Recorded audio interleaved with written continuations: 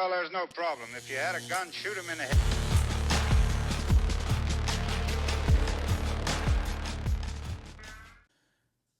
All right, welcome back to Shoot Me Straight with Eddie Gallagher and Dave Fields. Today we have a awesome guest that I've been excited to get you on here, Jared Hudson, good friend, prior SEAL, founder of TSI, the Shooting Institute, and founder of the Covenant Rescue Group, which we'll get into both of those here.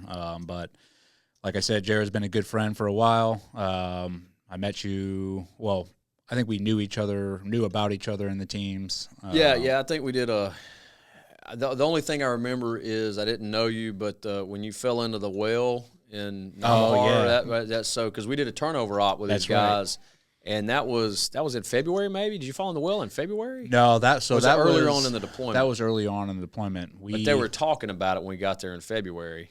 Because they were probably still busting. Like the A&A or whatever kicked the chem lights in the hole or something. The IR chem light. Yeah, because the guys were marking it, and these dudes are just kicking these chem lights in the hole, and Eddie just walks into the hole. So that was a big thing. That was a big story. I think that's the first time I'd at least heard of you. Yeah, because we went to Nabahar not too long after the whole well incident, probably like a couple months, and that we were the first ones there to build that up, and then Team 3, which was your platoon, came in and relieved us, and I remember there was a couple turnover ops. Because Ogden was wasn't Ogden your OIC? Yep, so I went to Buds with Ogden. And Bryce. Yep. But I wasn't there for the turnover ops. I actually found a good deal, went out to Sangin Province and was doing some counter sniper stuff. Fun stuff out there. Yeah, man, good deal. That's all I was doing at Nabahar. I was looking for a way to get out of there. Yeah, trust me, I feel your pain. Yeah. We built it up. Now, at Nabahar, since we started talking about it, at one time it was we were getting hit twice a day for about 3 months straight, probably 3 or 4 days a week. They wouldn't hit us on Friday, but they hit us in the morning, they hit us in the evening. So we're running ops. We run up to Ghazni, all up along the border, up into Khaki, Afghan. We had Alpha Platoon out at Fob Lane, and we were doing that Siege of Soda Cree sort of thing, just going all over the place. And but Nabahar, as soon as we'd get back, the helos would land and then they would fly away. And then all of a sudden mortars would just start dropping in. Yeah. Or, you'd wake up in the morning to that. So it was fun, kind of like that, what's the movie where they, the 13 Hours movie, I think it's called 13 Hours, Benghazi, right? Benghazi, yeah. Yeah, so how they're doing that FOB defense or whatever. I mean, that is very much what Nabahar was like. That's all like Village Stability Operations, VSO, which was that was the beginning of it right there. That's right. You're exactly right. We were the first ones to stand it up, and then you guys really came in and took it and ran with it. Tried to build it out even more, build that white space. That's right. That's where VSO, but they didn't call it VSO, but that's where it kind of started, at least in the SEAL teams or in the NSW community. Yeah, that's right. That's why they were doing the whole coin strategy, the counterinsurgency, which was complete garbage, but doesn't work. Whatever. But anyway, that's a small world, right? Not everybody can say they've been to Nabahar. That's true. I think I have a T-shirt. Actually, I have one in my closet. It's Nabahar. It's like where you, in order to reach rock bottom, you have to, or no, it's like Nabahar. Where you reach rock bottom, you have to reach up or something, or something like that. In order to touch rock bottom, you have to reach up. Yeah, because that place was below rock bottom crap hole. Yeah, dude, it was definitely that, and it was funny, man. We we did one hostage rescue out there where one of the A&A guys or A&P, whoever we're working with, I can't remember, they got captured, right? And he didn't really get captured. He got high and just wandered off into the desert by himself and wound up was just passed out there somewhere, right, just on his own. So we did a hostage rescue out there, though, but we wound up in the process finding this like little stronghold of about 18 Taliban guys. So I won't go into details of how all that worked out for those guys, but we thought these guys captured him. Nah, man, this guy out here, this partner force we're working with, he just got high and wandered off into the desert by himself. They found him laying out, like 800 meters from the FOB in a ditch, the next evening. Yeah. So the hostage rescue, the hostage was laying in a ditch somewhere. So that was pretty stoned out of his mind. Stoned out of his mind. That's right. Yeah. So what class of buds were you? So I started with 264. I went through Hell Week with 264. Got rolled for for an injury, and then I graduated buds and SQT with 267. I classed back up with 267 and graduated with them. Okay. So that was 264 Hell Week. That's where Ogden was where I went through training with Ogden. Okay, He was the yeah. OIC of class 264, Jared Ogden. And then when I classed up with 267, that's where I graduated buds and then SQT and went to SEAL Team 3 after that. Gotcha. And you were 2.5. I was 2.5. I started 2.51 and then finished in 2.52. I got rolled in second phase for pool comp. Yeah. Gotcha. If you get rolled, do you have to start back over? No, so it depends. It depends on where you're at in the pipeline. So in first phase, if you get rolled, obviously before Hell Week, yeah, you're going to start over at the beginning of first phase. If you get rolled, I think after Hell Week, you start over at the end of Hell Week. At the end of Hell Week, and you yeah. finish that. But then, obviously, if you make it to second phase, you get rolled there. You start off. You wait for the next class to come through second phase, and you roll right into that class. Because like when I rolled right after Hell Week, I did like 2 weeks, and they do what's it called? It's the taking the soundings, hydrographic reconnaissance. Yeah, the hydro. So it's a hydro Hell Week is what they call it, because you're up every night doing the hydrographic reconnaissance. They don't the have old that school. anymore. They don't do that anymore? Nope. They do the old school, like, lead lines and slates and grease pins, and you're reading the beaches like old school, not like GPS, read the depths. You're actually taking soundings yourself with all that stuff. And I'd actually torn my calf muscle in Hell Week, and I had a nerve issue in my shoulder that I was going to the doc and getting seen about. And during that 2-week process, they came out and they said, hey, he's not going to be able to continue training. So they rolled me and put me into a rehab program. I had to do those 2 weeks over. That was after Hell Week, but I had to start over at the start of those 2 weeks and redo them, doing all the hydro. So yeah, and then if you do get rolled, they have a program, or they used to. It was called Rollback Land. Yeah, brown shirt rollback land for pro. So it's a bunch of guys that got rolled no matter what phase they were in. You're all in a group together, and your only job is to get up and work out for pretty much 5 hours out of the day. Yep. And then they're like, all right, or you're doing whatever, menial labor that they want you to do, or help out the instructors. But rehab, Yeah. go to your medical appointments. You're just waiting to class up with whatever. In my case, my rehab ended, and I was able to class up after a couple of classes. Like in Eddie's case, he was able to class up in the next class depending on where you were at. yeah. Gotcha. Yeah. Did y'all ever go into deployment together? I don't Just think so. Just the one we turned over. So Yeah. the way it works, every team is on a rotation, and usually it's once you're there long enough, you figure out the rotations of the teams and who relieves who. So yeah, Team 3 always relieved Team 1, and then I think Team 7 relieve Team 3, and then Team 5, whatever. But yeah, they rolled in at the end of our deployment, and you do turnovers, which is like, you give them the lay of the land. Usually go out on a couple operations to sort of let the team that's coming in, like, hey, this is the way we've been running it. And then if they want to change anything, they can. And then you take off, which those are the most dangerous operations, is the turnover ops. We always lose somebody, usually during those times, because you have two different mindsets going into it. So you have the team that's been there for 7 months, who, like it or not, they're pretty much got some complacency and they're looking to get home. And then you have a brand new team coming in who are just wants to 100% hungry, and they're like, hey, we want to get after it. So you have those two different mindsets going out together, and usually, unfortunately, something always does go wrong. It's like when we lost Looney, it was on a turnover op, Yep. at the end of our the following September. So that was a turnover op. And I think it was the East Coast team guys turning over on that one. I think some East Coast guys came in, if I remember right. Yeah, and then we lost our OIC, or not lost, he lost both of his legs on our turnover up with Team 7. Yeah, at the start. Yeah, at the Dan start of that Canassa. one. Yep. Yeah. Yep. Yeah. So there's always something going on, but yeah, most of the time you'll find team guys that they've had overlap. Like Morgan Luttrell's good. He's congressman, right? Everybody's asked, Morgan. I met Morgan 2 times, both times on turnover ops where we were rotating through and they were rotating out. and that's it. That's your experience with the team guys. So there's a lot of that, I guess, in the teams. Yeah. So How long were you in the SEALs? So, I mean, in all technicality, really just 6 years. My paperwork would show 8 years, so it's a little over maybe 6.5. But I went through kind of a medical process when I got out. I got diagnosed with type 1 diabetes. They traced it to the anthrax vaccine.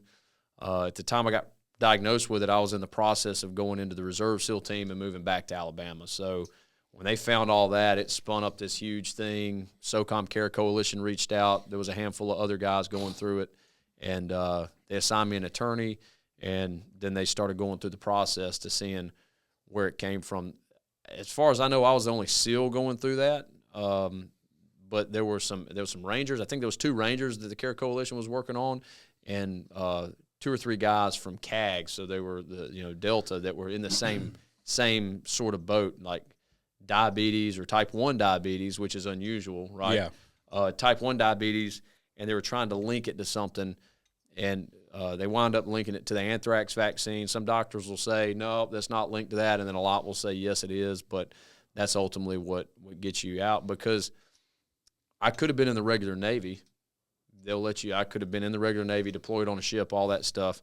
But you can't be a SOCOM or a JSOC operator. You can't dive and you can't jump is their big thing. Well, part of SEAL, we're all dive qualified and jump qualified. So I was left with the option – you can go to sniper school, be a non-deployable SEALs, teaching at sniper school, because at the time I was a sniper instructor, but I was actually going through the process, the medical thing. And I said, I don't want to be a non-deployable SEAL. You can go to the regular Navy. I don't want to do that. That's why SOCOM Care Coalition worked. Why didn't you choose that, Jared? Yeah, exactly. And it's not that there's anything wrong with military service, but I don't want to go from the SEAL teams, right? Yeah, well, you signed up to do a specific job. Signed up to go to war. Right, you signed up to go, be a pipe hitter with the other pipe hitters, and now you're not able to do that. So, I wound up. The attorney was able to work it out to where they were able to get me the 100% med retirement IDs, like the TRICARE or whatever for my family. So they worked out the process, and I said, "Yep, I'll take that," and shook hands and moved on. And so that was really like the last year and a half of my career was just in that process. Yeah. When you say just 6 years, is that, if from someone that doesn't know, I think 6 years, that's a long time. Well, I was like this guy right here, he's, 20 years, right? Yeah. 20 years of the war from start to finish. And there's a lot of guys that are in that same boat, in the teams. Me, luckily enough, it was 6 years of combat, but there's a lot of guys that did a lot more. So I guess it's more comparative to other team guys. It's just you do 3 platoons at a SEAL team. That's different than doing 6 or 7 platoons at a SEAL team, or doing a couple different commands, right? Some guys go over to Dam Neck and then come back and teach. So there's just a lot more experience within the teams to where 6 years is really not much of anything, even if it's combat experience during those years. Really? So, yeah. And we're in the teams, we're always comparing ourselves to our peers, right? That's true. You're always like, well, I didn't do what he did, and that's a very dangerous game to play. Even if you do 20 years, 30 years, that comparison never stops. It goes down to even when you get out and you're putting in for disability, and you're like, well, I don't deserve anything because I'm not as bad off as that guy. Like, he's lost his legs, or this happened. It's what keeps the SEAL teams at the tip of the spear, is that comparison process and that sort of peer pressure. But at the same time, it can also turn into a bad thing as well, and sort of send guys into a spiral. It's that concept, earn your trident every day. I know you've heard that. You earn that right to be called a SEAL every day. It's not like, hey, you finished Hell Week and you're there. That's what people think. Oh, you finished Hell Week. That don't mean nothing, man. There's still a lot more to go on. And then you become a SEAL. You get that bird, and it's like, oh, you're there, man. That don't mean nothing. You've got a lot more you got to prove. So, and then combat is the ultimate proving ground, right? So I did early on have the benefit of being, especially at Team 3, which seemed like they were on constant combat rotations, have the benefit to go into combat early on as a sniper, a new guy sniper, right? That's unusual, but I was able to go in and do that. And get a few stripes or check marks that helps add to you don't have to worry about proving yourself as much, but you still have to prove yourself to the boys and yourself. Does that make sense? So a lot of guys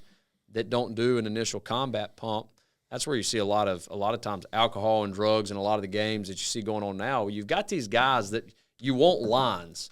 You want lines you can turn loose at war until there's no war to turn them loose on, and then you try to put them back in the cage, and it doesn't. Well, they end up turning on each other. That's right. Yeah. And then it's back and forth with each other. And so that's kind of what Eddie's talking about. And that's bad in any community. It's bad in the business community. It's bad anywhere because you're always striving to be the best you can be, if not for yourself, for your teammates. And there's nothing wrong with that, but sometimes it creates exactly what Eddie's talking about. You wind up turning on each other. How can I keep you down to elevate myself or vice versa? So that's why I say just, 6 years, 6.5 years. There's a lot of guys that did a lot more than I could ever imagine doing. But the Lord did bless me with a good bit of combat experience for a short amount of time, and also making a lot of great connections with guys in the process to where I've been able to benefit from that in the future, one in my business and the nonprofit and the people I've been able to meet with and come in contact with that I probably never would have been able to because of that time in the SEAL teams. Yeah. How was that that transition process, obviously, when this happened? Because I can't, I know you, and you're the type of I think you would have stayed in if this wouldn't have happened. Oh, yeah. You were a phenomenal operator. You're a phenomenal shooting instructor. And I know that had to be tough to, deal with, okay, I can no longer do what I gave my blood, sweat, and tears to be and what I think I was made to do. Now I'm forced into this, getting out and then now a new realm. So I know that had to be difficult. So how was that for you? Yeah, so initially it wasn't as bad because I was transitioning to the reserve team to come home to Birmingham, Alabama, so my wife could go to school. So there was the thought of, hey, I'm getting out, but I'm still tied to the teams. My wife finishes nursing school, and we're getting back in the teams. I'm going to go screen. I'm going to go to Dam Neck. Had all these plans, right? This was, we kind of had it laid out in front of us. And my wife laughs and jokes. She said, if it wasn't for this diabetes thing, you would have done 1 year as a reserve and you would have went back inactive. And she's exactly right. I would have for what you just mentioned, because it gives you who God made you to be. Now, on the inverse, the transition out, I never, even when I was in the SEAL teams, my wife might disagree with me on this, but I was never I'm a Christian, which I believe Jesus died, rose again on the third day for my sins and yours. It's through him we're set free. He's the Son of God, John chapter 1, right? In the beginning was the Word, the Logos. He is the unspoken Word and the spoken Word of God. That's what I believe Jesus is. So that's what I believe. And I was that before I was a SEAL. I just happened to be I'm a Christian who happened to become a SEAL. I'm a Christian who happened to become a SEAL sniper, a Christian who happened to go to combat, a Christian who happened to get out and become a law enforcement officer. Whatever it is, I always viewed what I did, or tried to view what I did, through the eyes of a Christian. So as far as the transition out, for a lot of guys, what I've seen, talking about comparing to peers, and you might be able to talk more about this with some of the guys that we know, or that with some of the stuff that you've been working on with your foundation. You're a cog in a machine. You're a cog that whenever you're broken, or whenever they don't like you, or whenever they want you, they can replace you with somebody just like you.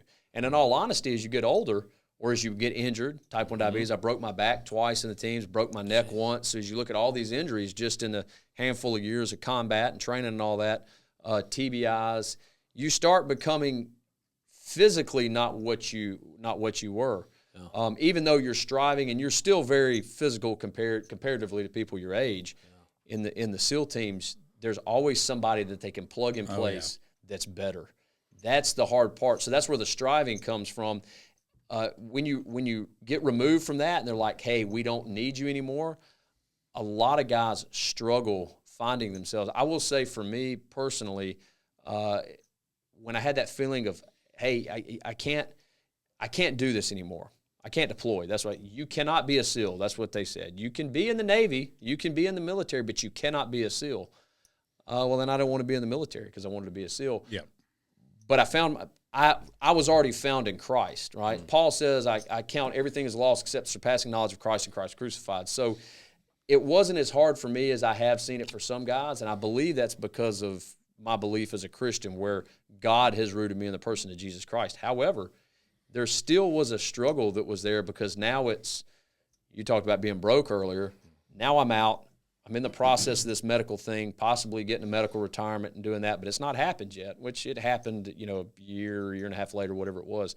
But now we're in the process of what do we do? So y'all going to laugh at this. I don't even know if you know this, Eddie.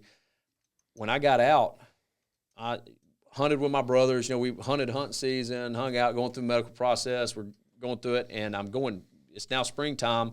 Turkey season's around the corner. I'm excited about turkey season. My wife's like, look, hunting days are over. I need to get a job. I'm trying to get, all this time I missed hunting when I was in the teams. I'm trying to pack it all into one season, right? You need to get a job. And I heard a radio ad for Hoover Toyota car sales. And they just said, hey, come in. We pay you, I think they're paying $6,000 a month to sell cars. If you sold any or none, they'll do that for 3 months till you can build up. I said, hey, look, I'll try that. It need a job. So I went and I did that.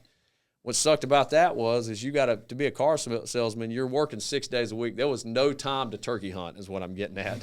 No time to fish or turkey hunt. But I did that for 8 weeks. I sucked at selling cars. I talked a guy out of buying a car, a young kid who's actually a pastor. He's in the ministry, just finished school. Him and his wife, they're like looking at buying a car. And they're looking at going in debt for this vehicle. And I'm like, he's driving a decent truck. He's a turkey hunter. He likes turkey. I said, they wanted a Prius. I said, what are you doing with the Prius? He said, it's going to be better on fuel mileage. I said, you're going to be able to turkey hunt in a Prius, bro. And he said, well, that's it. But I talked him out of buying a car, and that pissed a lot of salesmen off. They're like, no, hey, look, then send him over to us. Yeah.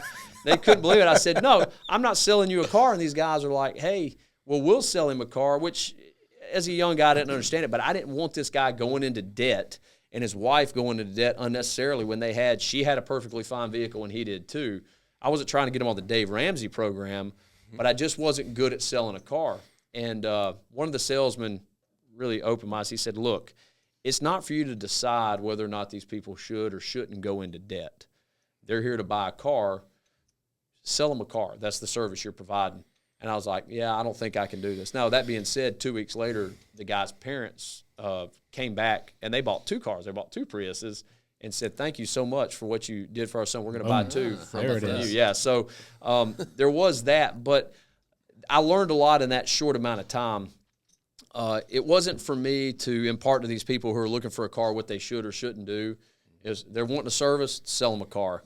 And I couldn't do that. So you got good morals and ethics, and that because you're a Christian, you're probably like, hey, this isn't right. Hey, especially this guy's giving his truck up for a Prius. Yeah, Jesus screws everything up, man. You can't make money or nothing. Yeah, right? But it comes back to you tenfold though. Yes, for doing the right thing. Yes, it does. That's right. So, but I did sell 2 cars, and in the process, I was actually working on getting hired at a local law enforcement agency, Shelby County Sheriff's Office. I went through the marshal service process. A lot of buddies were marshals, worked with those guys, some in the SEAL teams. And long story short, I couldn't be a federal agent and have type 1 diabetes. They've changed that now. You can be. I'm actually sworn with Homeland Security. I'm a federal agent with Homeland Security right now. But with all that being said, they at the time you couldn't do that, so I couldn't get hired federally. I did a few contracts with Rat and those guys up at Trident Group when they were running that. Yeah, so I did some of those, and it was hard on my health. I could tell just being on the trips, it was hard on my health. They would let me do it, but I couldn't manage blood sugars, all that doesn't need to be managed. So I took a job as a law enforcement agent, went to the police academy, and became an Alabama law enforcement agent. And that's how I got into law enforcement. And do you think, in what you're saying is between that time of transition, Jesus, just being a believer and having your purpose, your deeper mission than just a SEAL, helped it. Just being a believer helped me. I won't say that that there weren't other people and other things to drive me and help me, but that helped me continue on because I knew as a believer, as a Christian man, I'm supposed to provide for my family. Now, my wife is going to school to finish her nursing school, but I have to provide for her. We're living with my father-in-law at the time. We don't need to do this forever. I'm supposed to provide for her, and that's a Christian principle, right? Mm-hmm. And so that drove me to give up my right to myself, I wanted to turkey hunt all spring, and fish with my brothers. I deer hunted all fall. Can't live off savings forever. We're living with my father-in-law. babe, you need to get a job. You know what? You're right. I do. And so there was that driving me. And I think a lot of times, military in general, guys get out, girls even, right? You get out, and their identity is in that military person or whoever it is that they were in the military, and they can't find that niche to fill on the outside. So what do? They go into drinking. They go into prescription drugs. They wind up doing nothing. You see it in the business world too, right? Mm-hmm. I've got an MBA now, and seeing guys in the business world, I run a small business and a small nonprofit, but even in the big business world, those guys lose their jobs. Mm-hmm. It's funny to listen to some of them talk about the transition through that. Like some guys would get dressed every day, never even told their wives. I heard a guy tell the story, never told his wife. He would leave, put on his tie, his suit, his briefcase, and he'd go sit on a park bench near where they live. Wouldn't tell his wife, but he just didn't know what to do. His identity was taken from him. So for me, I believe that's why it's important that your identity has to be in Christ. Yep. So. Well, that's I think that's one of the main reasons I asked you that question, because I knew you knew how to answer that one. Yeah, and I think it's the truth. I think it's the only truth, and that's where I'm seeing a lot more. It's good to see a lot more. There's a lot of SEALs out there, and they got big followings on Instagram or whatever, but it's good to see like a good amount of them now are turning to Christ, and Absolutely. They're putting it out there. They're like, this is the only way, and I found that obviously before I transitioned, and transition was tough for me going through, and they offer all these different treatments and they're all beneficial, right? I believe all of them can push you in the right direction, but they are not 100% solid proof, right? You're always going to have to deal with the realities of life and the realities of transition, and you do lose your identity and all that stuff coming from whatever job you come from. And I truly believe the only way to get through any of that is through Christ, is to have that as your foundation and to ask Him every day to help you and be like, hey, because we all suffer from those days. You wake up and you're like, what am I doing? Like, that's when I turn to Him. I'm like, Lord, just give me the strength, give me the wisdom I need to do what's in my best interest and your best interest. And I think, there's a lot of other options out there for people like you just talked about, alcohol, pharmaceuticals, and I'll even the psychedelics, right? Like, I think that's a big thing being pushed now, and I'm not saying it's a bad thing. I think it's a step if it can help you in the right direction. But if you do not have Christ at the forefront, you're putting a Band-Aid over a bullet hole. That's exactly right. You know what I mean? All these other things are Band-Aid fixes. Yeah. And they might drive you, like you said, they might drive you in the right direction. They might reset you in the proper way. I just know for me, having Christ beforehand and having Christ when I got out, like viewing my identity through the lens of a Christian, not the other way around. What's Maximus says in the Gladiator movie, what you do now echoes in eternity. I always say, how you transact with Christ in this life echoes in eternity. Why? Because your transaction with Christ is the eternal. Me being a father, that's probably husband and father is my most important role right now. With 3 little girls at home, with a wife, that's my most important role of all the things I do. But if I die, husband and father's gone. Business owner, nonprofit director, or whatever it is that I am at CRG. Those are important titles. Federal agent, state agent, right? TFO, or federal task force officer. All those things are important titles. But if I die right now, they're gone. But what is the one thing that still remains? Who I am in Jesus Christ, because it's eternal. So don't put the things that are not eternal in front of the one thing that is eternal, and that is ultimately what we believe as Christians in Jesus Christ. Now, that is what has helped me with the transition. I haven't always lived that perfectly, obviously, as any of us have, right? And I do believe Eddie's exactly right in seeing the movement, at least in our community, within the SEAL teams, with different guys with big followings, starting to come to know Christ. And a lot of these guys have done all of these things, from drinking to drugs to now prescription drugs that they're prescribed to help them through stuff, or psychedelics. I mean, they go down this long list of things, and every one of them that have come to Christ, because, man, I really think this is it. This is the only way. Well, I can tell you, I know it's the only way. How badass is it to see Sean Ryan And, that's well. I wasn't going to mention his name, but since you did, I was talking. I'll mention it. Yeah, I was talking to him on the phone last week, and that was one of his biggest things. Is he said, "Man, I can't get away from the truth of Christ." I said, "Nobody can once it hits you in the face." Pilate couldn't get away from the truth of Christ. If you do a historical study on Pilate, he most likely became a Christian, was saved, and the Roman Empire killed him. Like if you look at a historical study of him. That being said, once you see Christ face to face, you have to deny truth, and he will reveal himself to you. If anybody's listening, they're like, this is stupid. Ask God to reveal himself to you. Just a truthful and honest God, if you are real, reveal yourself to me, and he will do it, and it will be in the person of Jesus Christ. He says, I'm not far from any one of you. All who call upon the name of the Lord will be saved. So these are the things that you have to do, and I think a lot of guys in our community are doing that because we've seen we can't trust the SEAL teams or the government or everything that we would put out at the forefront of our life that we identify ourselves in. It's been taken away. Look at the government now.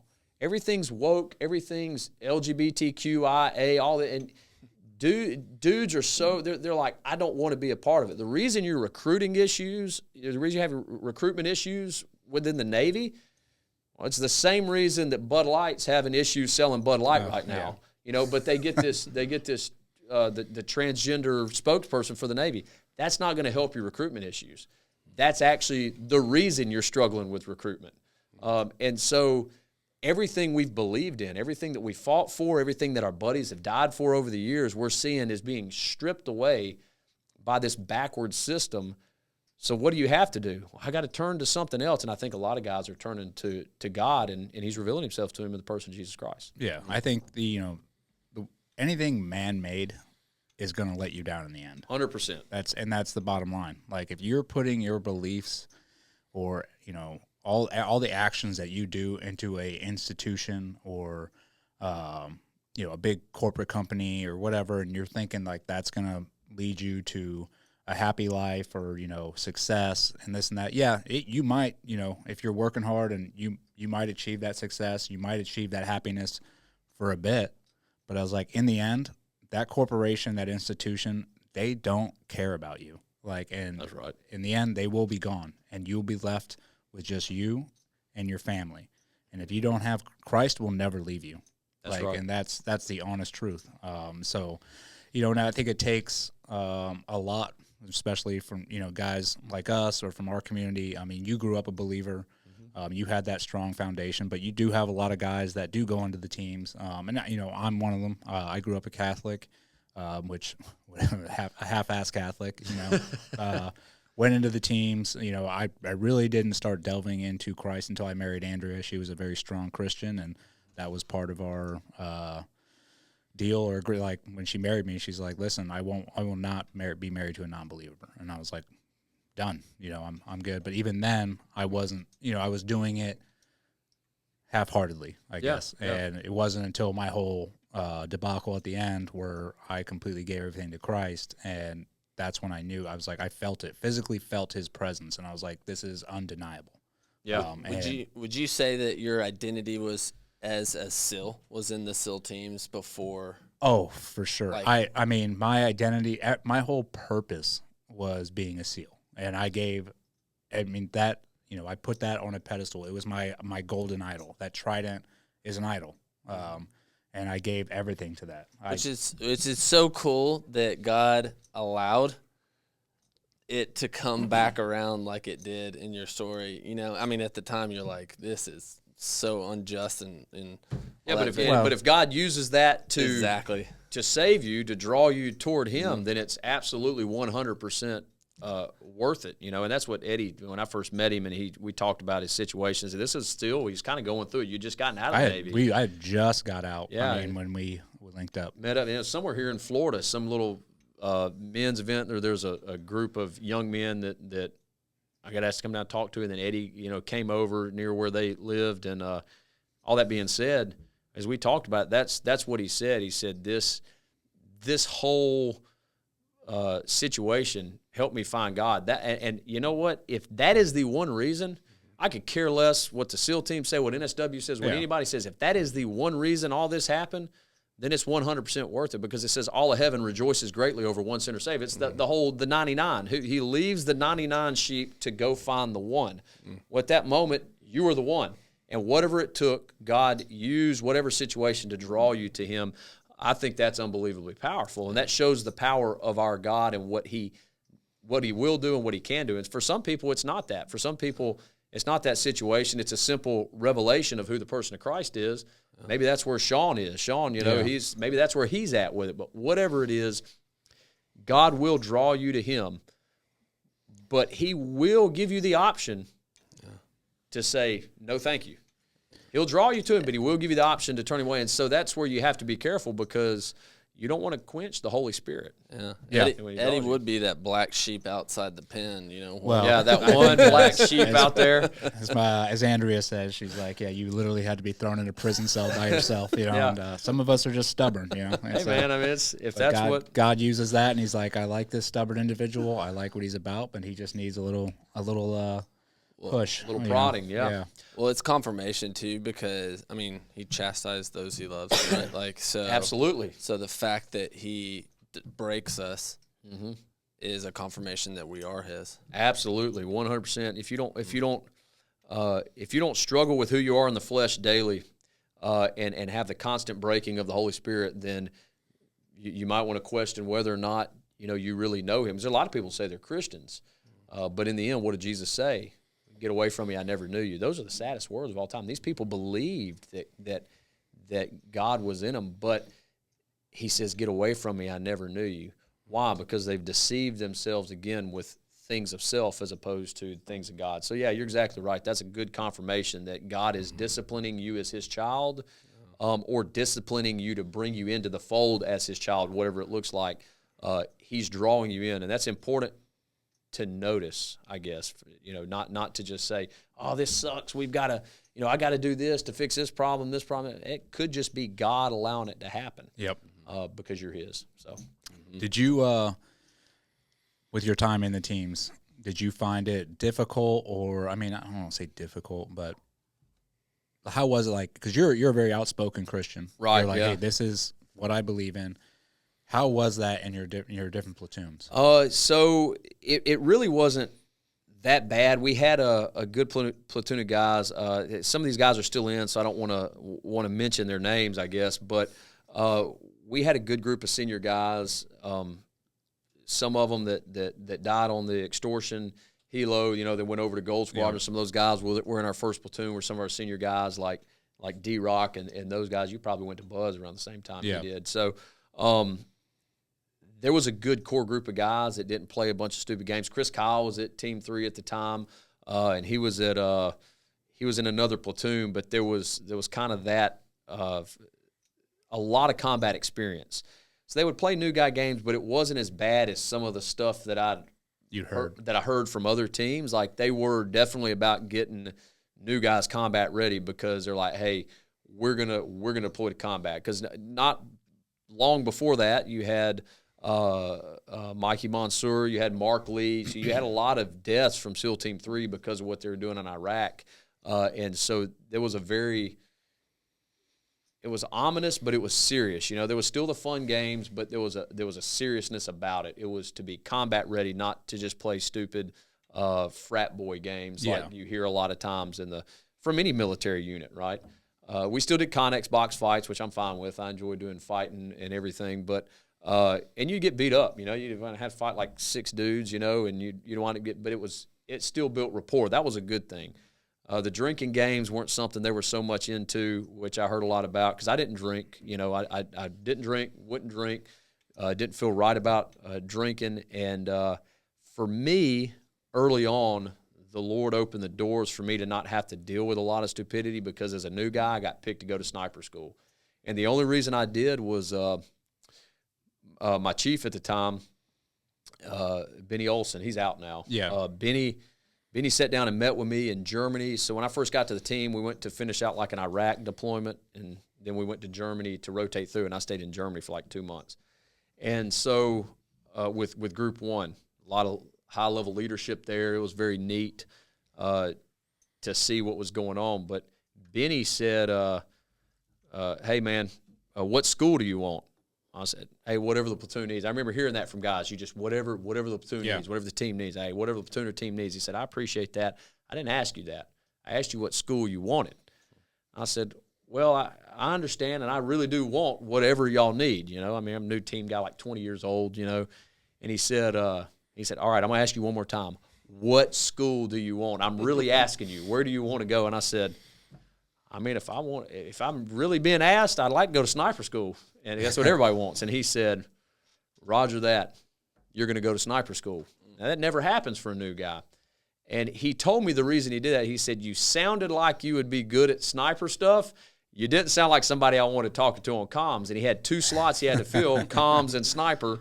So he sent me to sniper and sent Farron Harvey to comms. So with that being said, I got to go to sniper school early on and do something that I was pretty decent at, stalking, shooting. I mean, I grew up hunting, doing this in the woods. I mean, I'm like, it's already in that natural niche. That's what it was. It was a niche. Now, I get to sniper school, and man, you're doing some, like, we're shooting 11-inch movers at 800 meters. They said, guys, you will have the skill set to shoot 11-inch movers at 800 meters, part of the test, you know, before you leave here. And I was like, man, where I come from, that ain't called skill set. That's called luck, you know. I mean, but they teach you how to do all this, and it was a struggle. Like, it put me to the test. I thought I was something that I wasn't, and I mean, I really had to work to learn the sniper craft, and I became relatively good at it, and was able to do that through our sniper school. And so once I did that, and then got a real combat deployment, you know, and got, you hate to say this, but in the teams,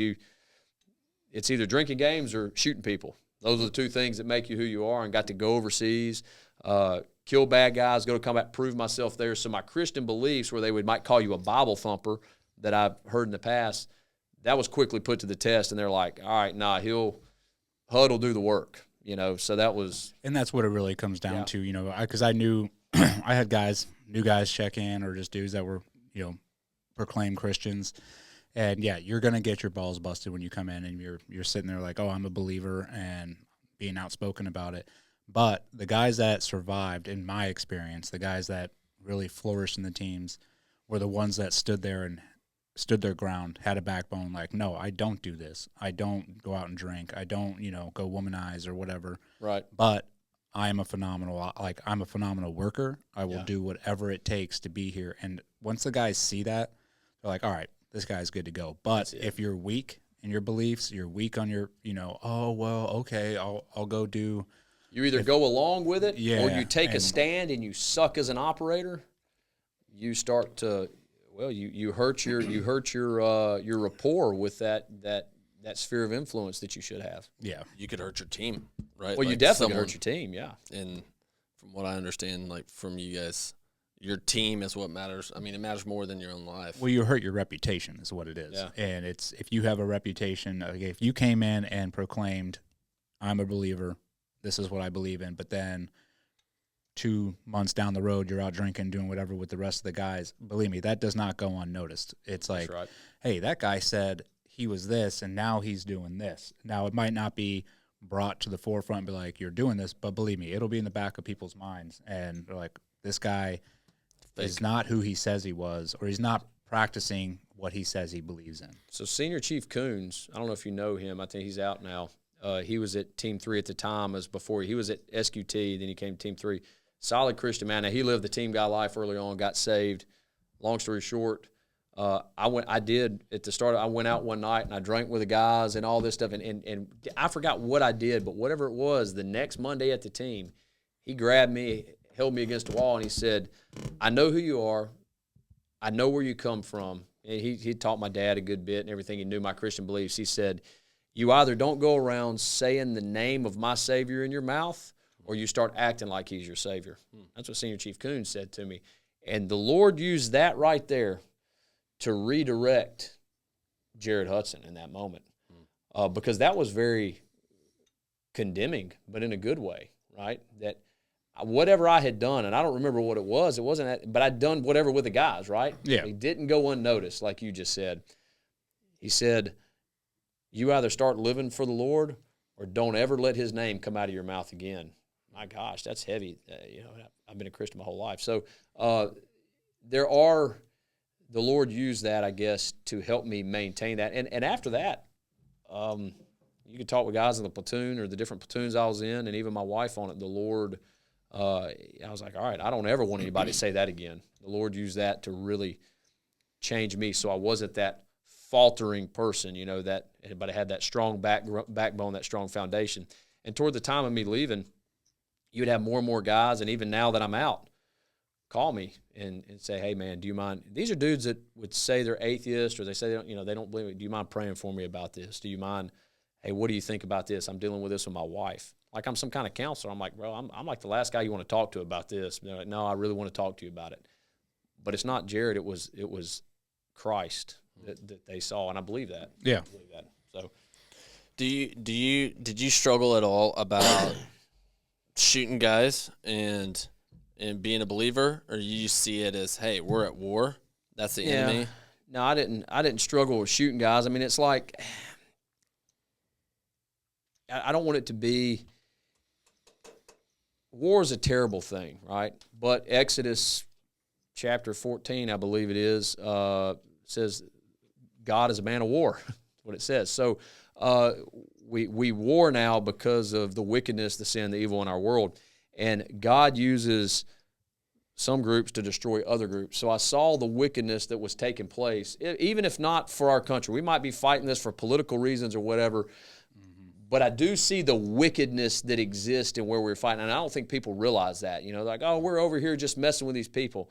Well, that's all the political side of it. The fact is we're now over here having to deal with this. And when you see the wickedness that exists, how they, in these cultures, that one changes your perception a little bit. So, I viewed it as God has placed me here now. When I'm seeing this guy laying this IED in a hole, right? That'd be somebody that I shot. They're digging a hole and they're putting an IED in it to kill American forces, to kill, they would kill kids. Kids would step on them. Women would step on them as they're walking between villages. They're hurting people. They're hurting other people. God has not placed me in this position right now to share Christ with this person, to do anything other than shoot this person. So when I pray, please, Lord, if this guy needs to die, let this bullet hit. I'd shoot, and over and over and over, that bullet hit. So that's probably more my how I don't want to say justified or whatever, but God had put me in that position as a sniper, as a SEAL, as a warrior, to fight and kill. That's what I was supposed to be doing. If I was in that position as a missionary, which you see guys doing now, going overseas to do humanitarian work, you're no longer a warrior or a soldier. You better be a humanitarian, right, in humanitarian effort. So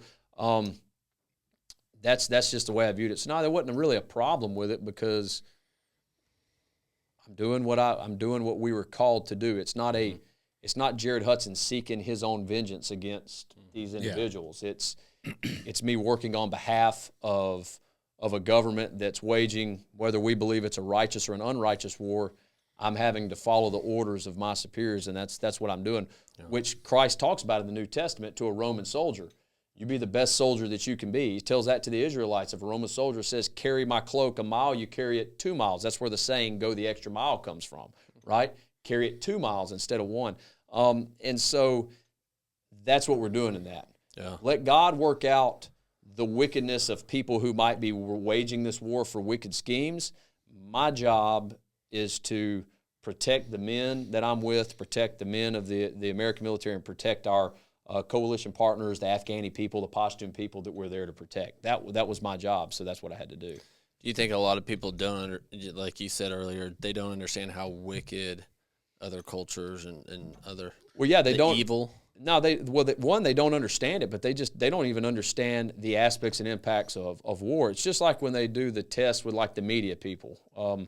They'll give the media person a little gun and they'll put them in a screen, and then every single time, the screen, you got the bad guys, you got kids running out of school, bad guys showing up. They shoot the wrong person every single time, and this ain't even a real life situation, but they're stressed out from that.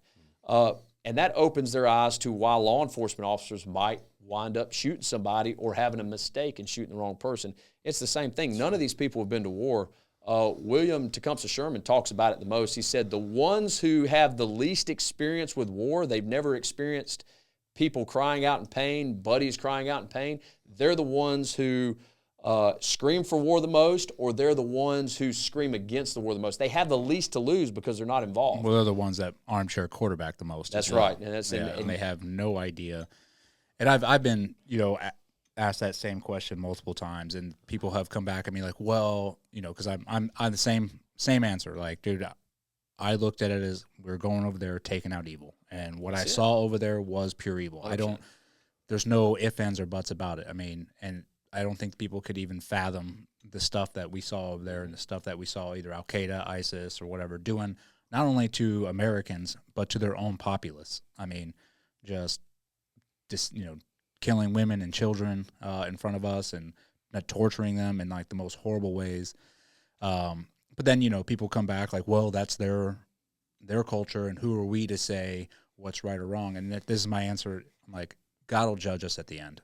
And I was like, right. You know what? The only person who can, or the only entity that can judge me is God. And I'm like, and that's where I lay it. I'm like, if I, make my way to the heavenly gates, and he's like, listen, man, this is, you should have done all those things. You did. I'd be like, okay, but that is the only judgment that I will take. That's right. Because we, and along with all of our brothers, we're just doing our job. That's God like rolls out a scroll on Eddie. He's like, let's start with a couple too many nights at McGuire's, or Eddie. Yeah, that's it. Yeah, but no, that is an interesting point, because that is that's what David talks about. That's what he talks about in the Psalms. Seek me out, O Lord, find the wrong in me. And when I say this, when I say God revealed to me the sin in my life, the things he reveals, it's never been that. It's never been doing my job. Actually, anything in the SEAL teams was me having a disdain or a rebellious heart toward my leadership about something. That would be something that the Lord's revealed to me. Never about going after the bad guys or doing my job when I needed to do it. And so that was, that's been my heart. He reveals other things in your life that is sin. So it's never been revealed to me that anything I've done there is sin. And I sleep fine at night with anything that we've done, because we are destroying evil. We're God's righteous hand destroying evil. Now, does that mean that our political system is right in going over there to fight in the first place? No, it doesn't necessarily mean that. But I'm not at that decision level. I'm not making that decision. The people voted in office are the ones making that decision. Yeah. So hold them accountable. Probably one of the things that's frustrated me the most when we're getting people out of Afghanistan and the bad shutdown, right? Our leadership, this military leadership that we see, this political leadership, the suits up there, they'll cast stones at Eddie for being a man who made a decision in combat to kill somebody or not kill somebody, right? But they're going to cast stones at this man right here. And they'll do it to any of us, by the way. I mean, that was the whole thing with Eddie. This could have been it's not Eddie Gallagher, it's us, right? Yeah. But it just happened to be him personally that had to go through it. They'll cast stones at him, but they smoked like 9 kids when I was over there getting people out. And everybody hated America for that. They made at the highest level decisions in the Pentagon. They made a decision for a Predator drone strike. I think it was a Predator, right? Yeah, to missile a car, and there was 9 people in it, if I remember right. 2 humanitarian type aid workers, or 2 like social worker types. That's what they would be considered here in the U.S. And the rest was kids. Yeah. And when I say kids, I'm talking 2, 5, 7, 9, like children. And then they lied about it. They lied about it for a while until they finally came out, and none of them. Well, the only reason they came out is because they got called out by the New York Times, and because they had all the. They said, "Hey, we see this," and what did they do? They came out and they said, "Okay, yeah, we did that, but these things happen." Now, these are a bunch of dudes who can't win a fist fight, much less a gunfight. They're the biggest groups of cowards. That's one of the John Dutton. We're talking about Yellowstone, or John Dutton quote: "Cowards rules, cowards customs." It's whoever can pass the most blame and complain the most that gets ahead in life. And that is true. That is where we are. We are in a coward society now, where the cowards run the whole ship. And what do? They take the people who are not cowards, they throw them under the bus, and then anything that they do in the process, well, that was okay. That's probably where my biggest issue lies with war, because that vehicle full of kids, they did not deserve to be killed. But the highest levels of our military leadership killed them. Yeah, and no one was held accountable. And nobody was held accountable. But, Eddie's held accountable for fighting combatants. That's the other thing. It's not like he was accused of killing an innocent child. He was accused of killing a combatant. Yeah. So it just doesn't make sense. Such a double standard. It's unbelievable. Well, it's not even a double standard. Take it a step further. Joe Biden left thousands of pairs of, this is just one simple thing, thousands of pairs of PVS-31 night vision in Afghanistan and AR-15s, hundreds of thousands of machine guns and AR-15s, and armed a terrorist force. They're now a formidable military force with the vehicles and weapons and everything he left them, but you can't have an AR-15. You just armed a terrorist organization. We spent 20 years fighting. Our buddies were dying fighting these guys. You armed them with the U.S. military surplus, right? That's everything from the... But you can't have you have an AR-15 as a problem. Or if I sold a set of night vision without going through proper ITAR's regulation, everything to a missionary group overseas that just wanted it to help with their little missions compound, they would throw me under the jail for selling something outside of ITAR's that they can't receive. But he just left, again, all of these pieces of equipment, no ITAR's, no oversight, to the Taliban, to people we've been fighting for 20 years. That is what bothers me the most. Not me going to war, what I had to do, but the simple fact that the people who sent us to war to do this and then accuse us of being something we're not, murderers, right? They then go and do the same thing. They actually murder people. They actually create wars and make a mess of things. So anyway, I'm sorry to get off on that tangent. I get fired up. I like it. You're shooting it straight. Hey, but how do people get how do people not see that? What do you think gets distorted in people seeing, okay, whoa, this is not only more than a double standard?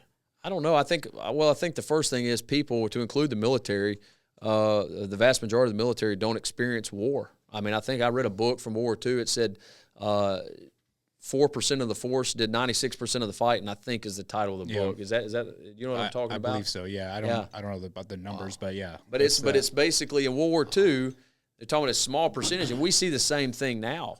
A very small percentage of the force actually does the fight, and it's primarily when I talk about fighting, I'm talking about taking the fight to the enemy, not rolling around on convoys and getting blown up, which sucks for a lot of these guys. I'm talking about what SOCOM, what a lot of the conventional Marines did in Iraq and even some in Afghanistan, like in Helmand and everything. Yep. But you have a very small percentage of the force doing most of the fighting. Nobody else has seen it or experienced it. I think that's probably the first problem. And we don't elevate, if you look at it scripturally, going back to the Christian thing, if you look at old Israel in the Old Testament, they elevated their warriors. Why? Because these are the ones that protect the society that we value the most, right? Which is, for us in American society, which is our freedoms, our Constitution. But now we have people that don't even elevate our society the most. They reap the benefits of the society, but they stand on the shoulders of giants and claim they're flying, right? 100%. They literally hate our society, but they're only able to say that because they're in our society. And so I think that's probably that's why they don't see it, because they have a disdain for our society. They have a disdain for those who uphold and protect the society. Old Testament Israelites, they did not have a disdain for their society. They upheld the laws of God, and they held in high regard those who went out and warred on behalf of the people to fight for it and to maintain that society. Does that make sense? Mm-hmm. So you see, that's what I think is the problem, is people just don't know, and they have a disdain for who we are, the freedoms we have. Yeah. But anyway. What is it? What's the saying? Good times make weak men.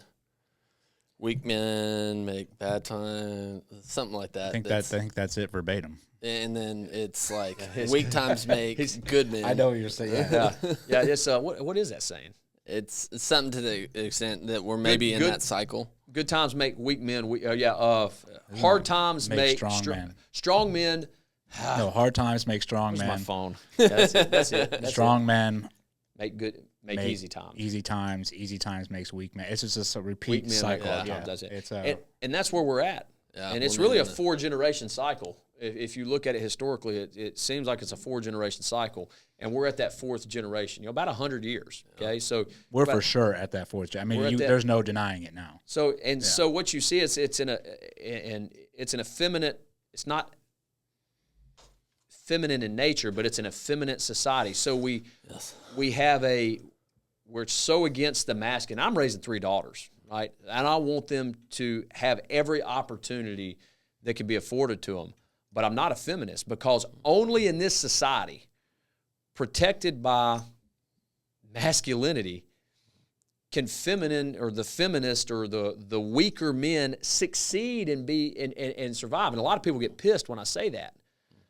But it's true, because you let some of these societies we've dealt with overseas come here and take over the United States of America.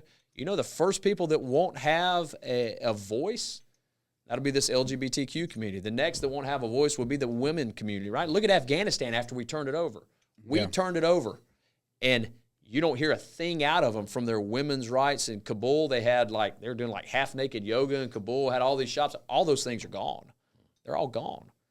There's none of this. There's none of the stuff we see here. So again, the people that hate our society are the ones that reap the most benefit from it. And why do they go after us, or why do they not see? When I say us, I'm talking about the warriors or this masculine protecting type class. They don't see us as beneficial because we're what protects the society that they hate. And they're too foolish to realize that it's this society that allows them to even say and do what they say and do. Let me ask this, though. Do you think that there's a core group of, I'm saying men and women, that there's a movement back towards the other way of elevating warriors, elevating... I do. I see that, but the hard part is so it's and you see this in Nazi Germany, right? And our fascists are probably more of what you see with this extreme left, ideologues or whatever. But then you also see the extreme right. They do some crazy stuff, man. I mean, so there is no good balance, right? So you see the pendulum swing hard one way, super woke. Guess what? It's going to happen. It'll swing back hard the other way. It never just swings back and stops probably dead center where it needs to be. It's always one extreme or the other, and that's the problem. So, yes, I see it going back this way, but my fear is that we overextend, and now we go too far another way, and then what happens? Well, now we go too far another way, and it's just that constant overswinging of the pendulum because people don't want to sit down and discuss things, number one, but two, realize what's actually got us here. And what's actually got us here is the suffering and the sacrifice of others, not of us, but of others, of other people. They have suffered and sacrificed to give us the ability to sit here and talk on a podcast. But anyway. Nope, that and a nickel will not get you a cup of coffee. Well, I mean, I think as a private citizen, right, like I'm able to build multiple businesses, be able to create a lifestyle for my family. I mean, but it's been on an infrastructure that has been built and protected by a lot of men and women, right? Like that over hundreds of years. I mean, that I'm able to do those things only because of the platform that's been laid before. And so there's almost a sense of debt, right, towards that, okay, now that you got here, what can you do to give back into it? I feel like there are a lot of guys out there that have that feeling. They may not be out there pushing it in media and all that stuff. That's right. But there is I'm finding more and more, there's such a core group of Americans that are going, I love this country. I want to protect this country. This has gotten out of control. I think there's a bigger group of Americans that feel exactly how you're talking about. That's why you're seeing a mass exodus of all these liberal states to Florida, all these liberal states to Texas. And even where I'm from in Alabama, you see people moving to more conservative bastions because I do believe the vast majority of Americans feel exactly how you're talking about. The problem is when you have both extremes pushing either way, and what does it do? It drags us between. We feel like the fewest people have the loudest voice in the room. Well, and that's all down to the media as well. The media, I truly believe that as well. I think the core group of Americans feel the same way. You can travel. I mean, obviously you travel, and so do I. Like different parts of this country, and you talk to these individuals, and everybody is on the same page. There's nobody. I have not met anybody that's like far right or far left maybe a little bit far right. Some people I've met, but but for the majority of them, everyone's sort of in the middle. Like, hey, man, we just want to, be good Americans and give back to this country, and just make it what it is, what we were founded on. But because the media portrays, nothing but far left and far right news, that you would think that this country is completely like out of whack. Well, sorry, that's what I was mentioning. The pendulum I was talking about earlier is, I guess the point, and maybe I didn't make it, was the media is what drives that pendulum, not the core group of people, but the medium. It's been over here at the far left so long, I'm afraid we're going to swing back to the far right, and it's never actually hitting in the middle where, like you said and like you're saying, where probably the core group of us meet as Americans. Yeah. But anyway. That's man, we're solving all the world's hey, problems. That's Hey, all right. how would It's that good go? conversation. I think by the end of this, we'll have it all figured out. Yeah. We'll have the plan laid out. But another part of that, I think, is entitlement, right? Oh yeah, yeah. And as a dad, I'm more and more aware of that with my kid, because I'm going, okay. I hear this so much from people my age of going, I want to give my kids the things that I didn't get growing up or whatever. Well, I got a lot of good things growing up, right? Like, and I think I want to give them those things too, right? Yeah. A sense of responsibility, a sense of accomplishment. And so looking at stuff of going, okay, my kids are young like yours. And so I'm already thinking ahead, okay, when they're 18, where do I want to be with them, right? I want them 18, 20, through college if they go. I want them to know the Lord. Oh, yeah. Can I control that? Yes, I think. No, I'm just kidding. No, I can't control that. Yes, you can control But you can drive that. I can demonstrate it, right? That's right. Like That's right. The biggest thing is my life, right? Them seeing me day after day, how I interact with them, how I help lead them, putting the word in them, around it. Those things I can control. What else? Well, I want them to really, the main thing is they don't have to be rich, but I want them to have a sense of money and be able to take care of themselves, have some ambition, some drive, those things. So what can I do now to provide that for them later? Yeah, and so I'm like, okay, it starts with chore charts, right?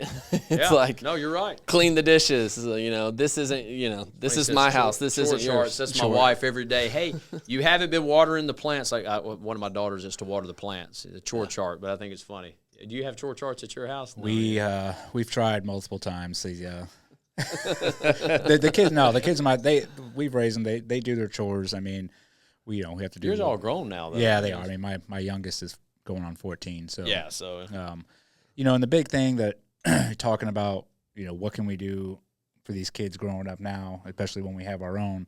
And not that I'm an expert in this at all, but since I do have a 22, 19, and going on 14, I'm like, the biggest thing you can do is you have your own set of core values and beliefs in your family. You be the example for that for your kids. Right. You lay those core values and beliefs into your kids while you have them, because you only have them for a short amount of time. They're in your household. You're like, this is what we believe in. Now society is going to have a say, like whether you like it or not. You got to send them off to school, and then eventually they're going to leave the nest, and society will have their say and sort of society will instill whatever is going on in society into your kids. At the end of the day, I truly believe I've had my oldest Trevin leave the nest, and so same with Ava. Like, you have to let them go and be like, okay, go fly, and hopefully, they might divert into whatever they're going to divert into. But at the end of the day, if you've laid your values and beliefs and they've grown up in that, I truly believe they will come back to that eventually. What's a scriptural principle? If they do stray, they will, and especially like we talked about earlier, if you have God at the forefront. That's right. And it's a scriptural principle. Proverbs says, raise up a child in the way it should go, and when he's old, he won't depart from it, right? The other thing you mentioned, I have I believe I can make this happen, or drive them toward Christ or whatever. Well, you can. It says the centurion believed. This is when Jesus goes and he's going around healing, and the centurion tells you, he said, hey, you don't even need to come to my house. I'm a man who commands men, and they do what I say. You don't even have to come to my house. Just say it, and I know it will be so.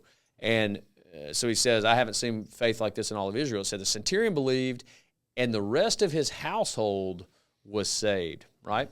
So that's important to realize, us as men of the house, and this is where our society tears us apart. We are the covering of that house. We are the conduit through which God has built a hierarchy. God loves hierarchy. There's God, there's the man, there's the wife, there's the children, and we all have to fall within that hierarchy. And obviously the feminists hate that, and our culture, a lot of people in our culture hate that, but God can't and doesn't honor it. It's on you to drive your kids to Christ. And when they're old, if they're trained up in the way they should go, they will not depart from it. That's what Scripture tells us. So that is vitally important. We have to do that, sharing the Word with them, sharing a belief system with them. And we talking kind of joking about, hey, yeah, we're going to figure out the problems of the world, change the world, all the stuff we've talked about here. But especially when I was campaigning for sheriff, you know, up in Jefferson County, one of the things I would say is if you want to change the world, you don't change it by changing the world. I think Jordan Peterson even says this a lot of times, right? It starts with you and your family. Yep. You know, and if I can't keep my family in order, I probably can't do anything for my community. So if I can't keep myself in order, I can't keep my family in order. So first, it's me. I've got to show that I'm disciplined. I've got to show that this is what we believe. I've got to teach my kids right there. So we beget discipline in our children by showing discipline in our lives and by teaching them. You change your family, then you might be able to change your community. Your family then is a shining light in that community, and now you can change that. And then once your community starts changing for the good, then you can take that community and it will probably morph into the city. Now the city sees this massive movement in community, and what do they start doing? They start changing. And then the city changes, and what's to do? It then changes your county, right? Because a county is made up of a bunch of cities. When your county changes, you might be able to change your state because other counties are like, hey, we want to do what that county's doing. When you change your state, we might be able to change the nation at that point in time. And when you change the nation, you might be able to change the world. Hey, we want to be like those people in America. So, and that's a Christian. Bam. Boom. We had the plan. There it is. We figured it out. But it starts with you. You're Yep. your biggest problem. You're not a victim. You're your biggest issue. And and that's not taught. So if you can't, it's in Scripture, what's he say? Jesus says, don't try to get the log or the speck out of your buddy's eye. Get the log or the stick out of your eye, so then you can better see to help your colleague and get the speck out of theirs.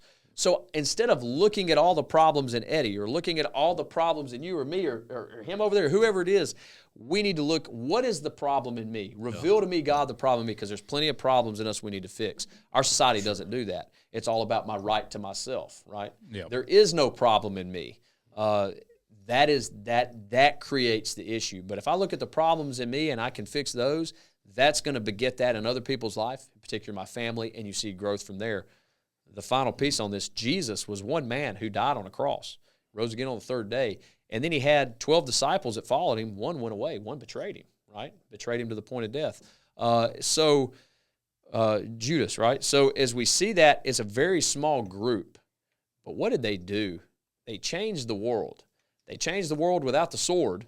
They didn't go out militarily and conquer like the Israelites thought the coming king would do. They changed the world with the love of the good news of Christ. Now, one thing we also have to be careful with is the Israelites missed the coming of the Son of God, of Jesus, because they were looking for a conquering warrior king to show up. And what did they get? They got the lamb slain before the foundation of the world. Us as Christians nowadays, this is kind of, I think, where we're losing the boat. We are looking for the lamb that was slain before the foundation of the world, but what's he coming back as? He's coming back as a conquering king, right? So we need to understand the Savior that we're looking for, so we don't miss the Savior that they missed initially when he came to the cross. But he changed the world, not with violence or the sword, but with his own death. Man, that's powerful. He beat death by dying. Yeah. Talk about a dichotomy. Yeah. And the fact that people were looking for God to show up in their life in a certain way, that this is how he's going to do it, and that's almost inevitably, my experience. Never the way he does it. That's exactly right. That's exactly it's right. always it's always looking back and just in those times having faith, and then when you get further down the line going, Well, that's what Job says in Job 13:15. Though he slay me, I will trust him. Even if he kills me, I trust him that he knows what he's doing. That's what Abraham went to sacrifice his son Isaac on the altar, but this is why he did it. He didn't do it because he believed God was going to give him another son or because God wanted his son dead. He did it because he believed that God would raise his son from the dead. That's how much faith he had in God. And it said faith was accounted to Abraham as righteousness. And that's the same faith that we're supposed to have. So, and that's what God is looking for. He's not looking for you to sacrifice everything in your life and sacrifice yourself. He's just looking for you to have faith in him. Whether it's you're going to provide for me if I don't take the COVID vaccine and I get fired from a job, like you're talking about your buddy's wife or whatever, right? If it's well, I guess our buddy's wife, but you're going to lose your job, but maybe it's faith in him for that. Maybe it's faith in him for a sick kid, or maybe a sickness in my own life, or maybe it's just simply faith that he's going to let me wake up today and have a good day at work. Whatever it is, he's looking for faith in him. So you go back to Job 13:15. Though he slay me, I will trust him. Even if you kill me, I'll trust you. That's the most extreme thing I can think of. You killing me, but you know what? I'll trust you. And it's easy to say. Oftentimes, it's hard to do. But like my favorite quote, which I always say, but I can add on to it, I guess, because this pain will serve you well someday. Through faith in Christ, this pain will serve you well someday, because what he's going to put you through, it can be painful. You will struggle through it, but if you have faith in him, you will overcome, and you will be paid back tenfold. I guarantee it. That's good. Well, that's actually what you just said is almost verbatim 1 Corinthians 12:9, right? My grace is sufficient for you. My strength is made perfect in your weakness, right? What is pain? We always say pain is weakness leaving the body. Yep. But this pain, it is good for you because it reveals God's strength in you. So again, that my grace is sufficient for you.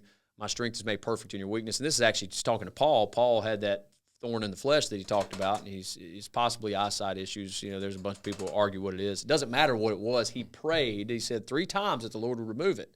But that was the word the Lord gave him. I'm not removing it for you because my grace is sufficient. My strength will be made perfect in your weakness. That's powerful. Oh, yeah. I think this is pain. Talking about this is a good point to transition into. I mean, obviously, we left off of you getting out of the teams. You're diagnosed with a type 1 diabetes. Type 1 diabetes. Had to do the transition. You had that foundation of Christ, but either way, I know it had to be a struggle in some form or fashion. Oh, yeah. Right? Yeah. But it has led you on to what you're doing now, which is what I definitely want to talk about. You have when did you start TSI? So TSI started at about 2014, maybe February 2014. Started the Shooting Institute as a for-profit business, just to do firearms training for civilians on the side. I was working as a law enforcement officer, and was finishing my business degree, or finishing my MBA at the time. In the process, the Lord opened the doors for me to start doing law enforcement training, with SWAT training in the state of Alabama for the state academy. I was a law enforcement officer. I left full-time law enforcement work to do TSI full-time because the Lord had opened the doors enough that I was like, I can run my business full-time now. And so I maintained my badge as a reserve through Jefferson County Sheriff's Office up there at the time. And anyway, ran the business, opened the door for federal government contracts. I was a sub on some prime contractors, and then I finally wrote and obtained through a buddy of mine that helped me, Ed Acosta, who writes contracts for a college there for UAB. He helped me write a contract, and we obtained our first prime contract. And so then I became a prime contractor to the federal government. And I know that sounds all cool and everything. We're still a small business and just, getting by as best we can. But the Lord has blessed tremendously and opened the doors for me to be in that training world with the Shooting Institute. So, and we teach shooting, explosives, CQB, all that, and it's primarily military and law enforcement. We do some civilian stuff now, or like events, kind of like what you do with the, like the SEAL Foundation might say, hey, can you come out and do this sniper shoot for us at Mobile? Those sort of things, but it's primarily governmental training. Yeah. Yep. Yeah, do you love it? I do. I enjoy it. I mean, you can only do so much training before it's like, man, I really want to go back to real world operations, right? But no, I do enjoy it. I enjoy meeting the guys, and it's like the same it's just the same. It's the same group of guys, whether you're working with NSW, whether you're working with a SF unit or Rangers or law enforcement guys. It's just that same. We're all cut from similar cloth. And so it's that is probably what I enjoy the most is the guys that you get to work with. Do you ever miss like being out on operation? Oh yeah, all the time. It's like every day. Yeah, it's just like that never goes away. Yeah, no, that's always what I miss. So, and we get to do some operations with what we do because of the nonprofit. Yes. Now Covenant Rescue Group, which came out of TSI. We're doing anti-human trafficking work. Some people started just giving me checks, just saying, "Hey, we know you're doing good work. Here you go." And I'll take my CPA. I'm like, "Hey, what do we do with this money these people are giving us?" And they said, "He said you need to look at starting a nonprofit." And so. We went through that process, and that was 2018. We started Covenant Rescue Group. My wife and I took some money out of savings and some of this donor money we had, started the organization, and we were starting to do it more international, but the Lord opened the doors with COVID coming through in 2020 that we really found a niche for local law enforcement and federal law enforcement, teaching them how to do primarily child exploitation or people who are either showing up to buy kids for sex or selling kids for sex. And that was Covenant Rescue Group. I think in 2019 is when we got our 501c3 status, have the board of advisors, like 7 people on the board, all of that. And we would just do work as the money came in. It costs like $35,000 to do an operation. If we get $35,000, it'd go to an operation. And it was kind of hodgepodge. More recently now, they've hired me full-time as the executive director. So part of what I do is raise money for them. The other part of what I do is make introductions with local law enforcement agencies, sheriffs, district attorneys, whoever it is, and say, hey, this is what we do. Do y'all want to work with us? They say yes or no.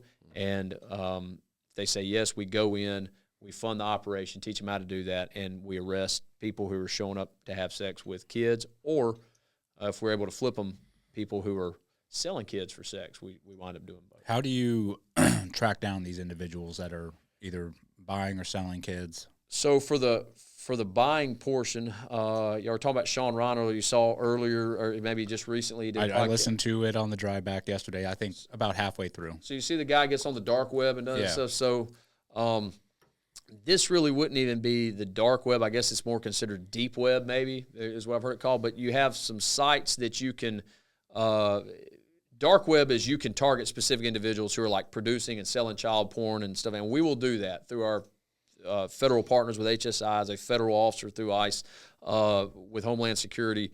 I will do that. And that's through my purview as a state of Alabama officer. They what's called TFO, Task Force Officer, us over, go through Title 19 law, and then you're a Fed. So there's a lot more investigations that go on that end for the specific individual, and that would be the dark web stuff, right? The deep web stuff is more what we use to go into a local agency. So we don't have anybody in this area to target, but I can assure you we're going to get people showing up to have sex with kids. And so we look at the local law, like Alabama's human trafficking 1. I don't know what Florida is, but Indiana, we just arrested 8 back there in Brown County, Indiana, a couple weeks ago. They were sexual exploitation of a child with an electronic device and then a couple other charges, right? So each state's a different charge. And then on the federal side, you have the federal charges that you can go with, which are basically human trafficking charges, if the AUSA or USA wants to adopt it. So you go into you show them how to go into the deep web, let's say like Skip the Games. That would be one where this is just a sex site. People will get on this site, they'll post profiles to have sex, right? Mm-hmm. And that's just prostitution. So we'll build a profile out based on one of our decoys, and everything's supposed to be of age, and you put the number on there. We got our phones on, they'll shoot you a message, and hey, are you up for a QV, right? Quick visit. You up for a quick visit, or how much for a quick visit?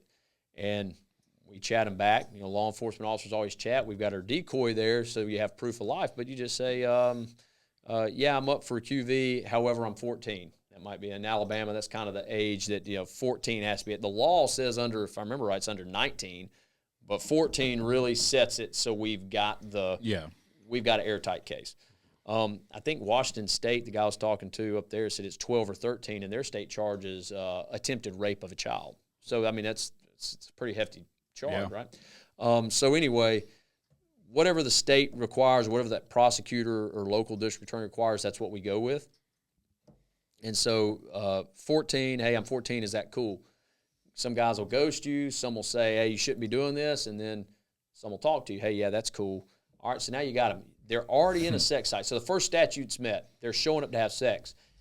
Now you tell them you're 14. They ask you, are you up for a quick visit? QV is just a 30-minute, sex visit. That's common lingo in the sex world or whatever. Now you say I'm 14, and they say you're cool with that and continue. And they might text back and forth and message back and forth, but the end goal is to bring them in that moment.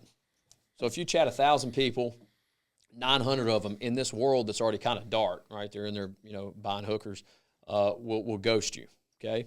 100 will entertain the idea, but some of them, we call it, sorry for the people listening, but jerk-off material, that's what we call it, just texting back and forth with a kid. They're just getting the rocks off that way. And then of that 100 people, 5 to 10 of them might actually show up. So we average, if you chat 1,000 people, you can pretty much say we're probably going to arrest 10. It is a volume-based thing. So it's not so much a targeting a specific person approach, because if I don't have probable cause, I can't necessarily target that person without entrapping them or having do they have to show up in order to get them? And what about the guys? Some states say, "Oh, that's cool."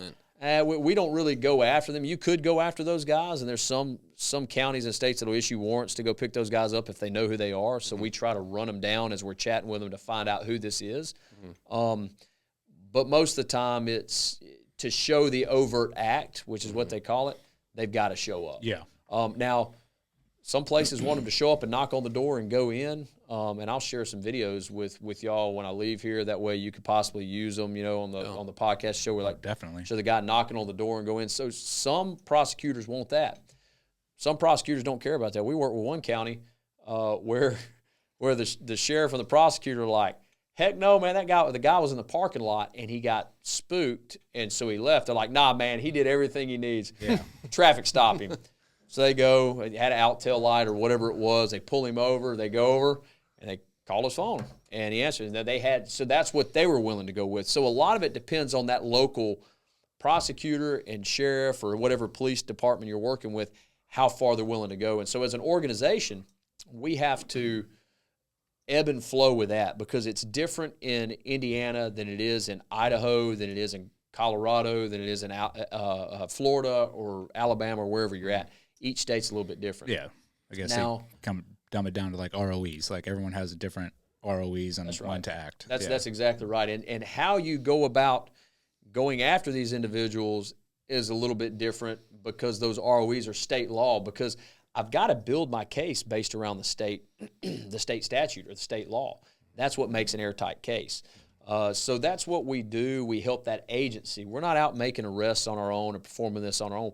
We're going in and partnering with a local law enforcement agency, and it's to catch a predator. Y'all seen that? The guy calls in the guys. It's to catch a predator. So we call it to kidnap a predator, because we're going to arrest you. We're not just going to put a camera in the face and let you walk off. So we struggle with vigilante groups. There are nonprofits that kind of work as vigilante groups. They kind of overfish your hole, because these dudes will get put on Facebook Live or whatever. You're showing up to have sex with kids, but that's the end of it. And then people get mad when a law enforcement agency won't adopt the case. It's like, well, we can adopt the case. One, it's required that a law enforcement officer chat to make the case a sound case. But number two, or at least in some states it is, but number two, when we actually look at the chat, there's all kinds of entrapment issues here. Yeah. You can't prosecute the case. So essentially you've done nothing. Except for embarrass this guy. Embarrass this guy. He'll probably go back to doing it somewhere else. That's exactly right. And make it harder for law enforcement to actually catch them. Now, on the law enforcement side, a lot of law enforcement agencies are not doing this. Not because they don't want to.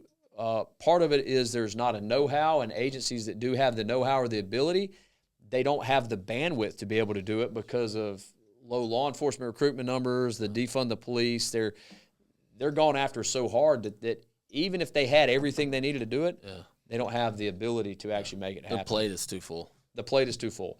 And so we just help supplement that, show them an inexpensive, cheap and easy way to do it. We partner with your agency. You make arrests. Again, we average 6 to 8 arrests per sting operation with agency, and that's us showing up cold as a wedge, right? That we actually did at one location, we did 10 in one night, and the sheriff had to shut it down because he didn't have room in the jail. And we had other guys on the list. I think we shut it down at 10 in just one evening of operating, and that was a weeknight. Damn. So yeah, so you'll get. I think on that whole operation we got 19 total on that operation. So the next 2 nights we wound up getting 5 and 4. There's other ways we do it. You do vehicle takedowns with them if the prosecutor or the district attorney is good with it. You can have extended chats. We don't generally teach agencies to do that, but that is something that is common. If an agency does this, they'll have an extended chat with somebody. And these guys are smart. These guys are going after it, they're really smart because they know what to ask for. There's a certain lingo. There's a certain way of talking. They'll ask for certain things from our decoys. If we have decoys like hold up 3, and so you have to have your decoy take a picture and hold up, maybe 3 in a certain way even, or touch your nose. And they're very smart about how they go about doing it. And they're constantly, I know. I'm afraid you're the police. We get that all the time in these messages. I'm afraid. So they know what they're doing. That's the thing. Well, yeah, they're evolving together too, right? It's not. That's right. These individuals all have a certain problem, and I'm sure Yep. they all communicate with each other. Not all, but they probably have groups of them that communicate with each other, and they're like, hey, this is how this person's getting busted, or this is how this is going down. Let's figure out a way to defeat this. It's just like, it's the same premise as the Taliban or That's whoever exactly we were fighting, right. right? That they're going to evolve with the tactics, and That's be like, exactly okay, this right. is how we defeat these. And that's what we help agencies develop, is to go in and partner with them to develop techniques to defeat what you're talking about. And basically what I just laid out for you would be a common sting that normally works, and you don't do that all the time either. Once a year, twice a year maybe. And that keeps it from being an overfished hole. Does that make sense? You're not out there getting all these fish got sore lips and now you can't catch nothing, right? You're not necessarily going after that one specific buck. The feds do that a lot. They're going after this one good buck that we want to take down, this coach at this high school or whatever. They have the ability to target there.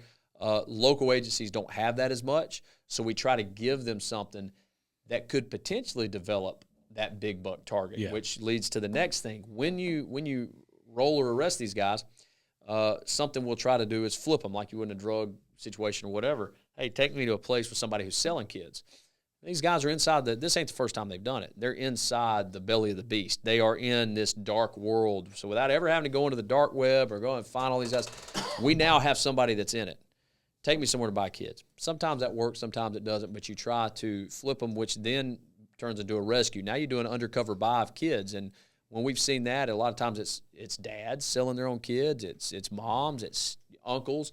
So for these children, and they could be age, the youngest I've seen is 18 months in a child porn distribution situation. But one that pops in my mind is like a 9 and 11-year-old girl that was being sold by their uncle or their stepdad. I can't remember which one it was, but that was one that you do a buy. Yeah, I see you sit here doing this. Yeah, just thinking about what could we do with these guys, right? These are real dirt bags. Now, that being said, those are harder to set up. Rebels was with us on one where we rescued, I think he told you the story probably before, rescued a little girl. I think her name was Isabella, if I remember right. She was locked in a cage in the backyard up in Flint, I believe it was. And now her situation, that actually might have been a better situation than the other 2 options that she had before with an abusive father and brother and a sexually abusive stepfather and mother that was in prison. And so she's now living in with this boy who's selling her.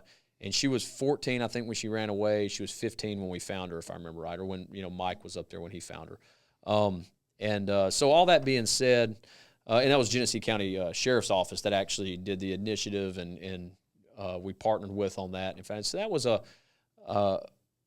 great story. But then the board gets together and they say, hey, how can we show video of him being reunited with the family and stuff like that? It's like, no, it don't work like this. Like our minds think these kids are stolen and taken. No, these kids they're not our kids where they're going to burn down the Southeast to find them if they go missing. These kids don't have anybody. Yeah. They don't have it's terrible. The situations are horrible that you see a lot of these children in. So that's the rescue side of it. So those are the 2 ways that we affect that industry.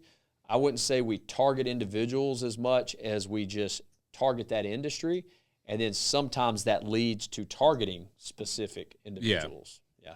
So that's it. What are your biggest needs? Like, if for people watching, if they're like, hey, I have a heart for that, I want to help. The two biggest needs are, one, connections with the local agencies, which we have a lot of those around the nation, but there's 3,100 sheriff's offices in the nation, or just under 3,100. I think it's 3,081 to be exact. So 3,100 sheriff's offices in the nation. We need partnerships with all of those sheriff's offices, because if we could never meet the needs of every single one of them. But being able to partner with the agency, so if anybody listening is like, hey man, I'm the chief deputy of this agency here in Louisiana, we would love to do something.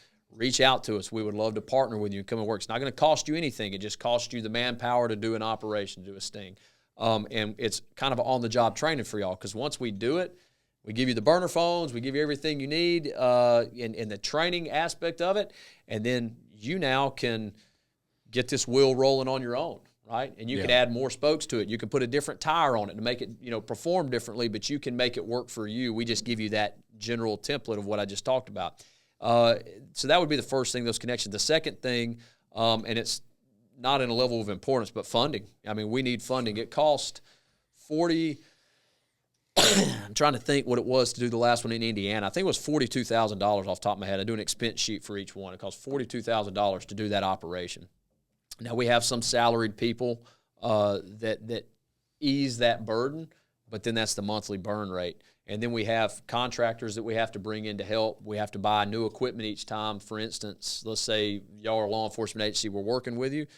We've got burner phones and plans we've got to buy each time for the phones to have to, because all agencies don't have phones. We have to have decoys. So I interviewed 3 decoys the other day. A decoy is the proof of life. They're basically the undercover. They would be an of-age girl that we're able to make look underage and build profiles based on them to bring these guys in. We have to pay those decoys. We have to train those decoys. So we got a decoy training coming up. So all of that adds into the cost. So fundraising, to do an operation effectively and actually, start to finish, you're looking at about $40,000 for at least on this side of the Mason-Dixon. That's what it costs in Brown County, Indiana. So that's huge. Any sort of financial help your people could give, that'd be great. Dave, you could be a decoy. Hey, let me tell you what. You think we're joking? Grindr has blown me away. Grindr. So that's not deep web or dark web. That's a homosexual dating site, sort of. That dude we have guys that we put on Grindr. I know this sounds weird. We're sitting here talking about this. that is the most deviant crew and group. You will always get somebody showing up for a Grindr profile. We had female decoys. We had 2 female decoys and a male decoy. It was a young sheriff's deputy. Man, dude looked young. He was perfect for the job, right? I mean, he looked like he was a 14-year-old boy. And he put himself out there on Grindr. We got 2 dudes on him, and we weren't getting any hits on these chicks, which was surprising. The hits we got on him, I mean, those dudes showed up like that. And one of them had a DOC card. Is Grindr what? Is that's the gay? That's the gay site. That's the it's a homosexual. Yeah. Yeah, so, but the one dude had a DOC card, so he's been in Department of Corrections before. He had already been in jail and been to state prison for molestation of a child. He was showing up for this. He was showing up for this boy. We're not going at. I mean, this is the evil that I'm talking about that people don't know about, that nobody sees or does. They don't expect it's happening in your community, and it spans demographics. It's black, white, Hispanic. It spans its military, firefighters, church. We never had a pastor. We've had music ministers, but bank CEOs. I mean, anybody and everybody you can think of. Excuse me. Anybody and everybody you can think of, you're going to tap into in this. We have not been able to track with anything that is common within this world as far as who you're going to find as the bad guys or the perpetrators. Do you think with the way society is going now that this problem is only going to get worse? I do, because for instance, talking with some people in one state, there's one state even, I think they're pushing it at the legislature level to make pedophilia a sexual orientation. They're trying to normalize it. Make it pedophilia sexual orientation. Then you got other states like Florida, Alabama, Texas. I think just recently did something. Louisiana might have as well, that are putting into effect laws that make it even more up the ante, I guess, add more teeth to these anti-pedophilia initiatives. So you got some states that are doing it in a good way. Some states are going exactly opposite. I mean, look at what they just did in Great Britain. I think they did that in Great Britain, where they normalized pedophilia, where they said, hey, a child at any age can consent to sexual whatever, and you're seeing, I don't care what anybody says, but you're seeing it with the transgender movement. There's transgenders coming out against it. They're saying, hey, this is not good to do this in front of kids, right? But you're seeing, I saw an interview on Fox News with a tranny on there talking about it, said this is not good, the drag shows for kids. And he had his reasons why, but he's talking about how it hurts their community. And so set their community aside, that in and of itself is a move toward that, right? Yeah.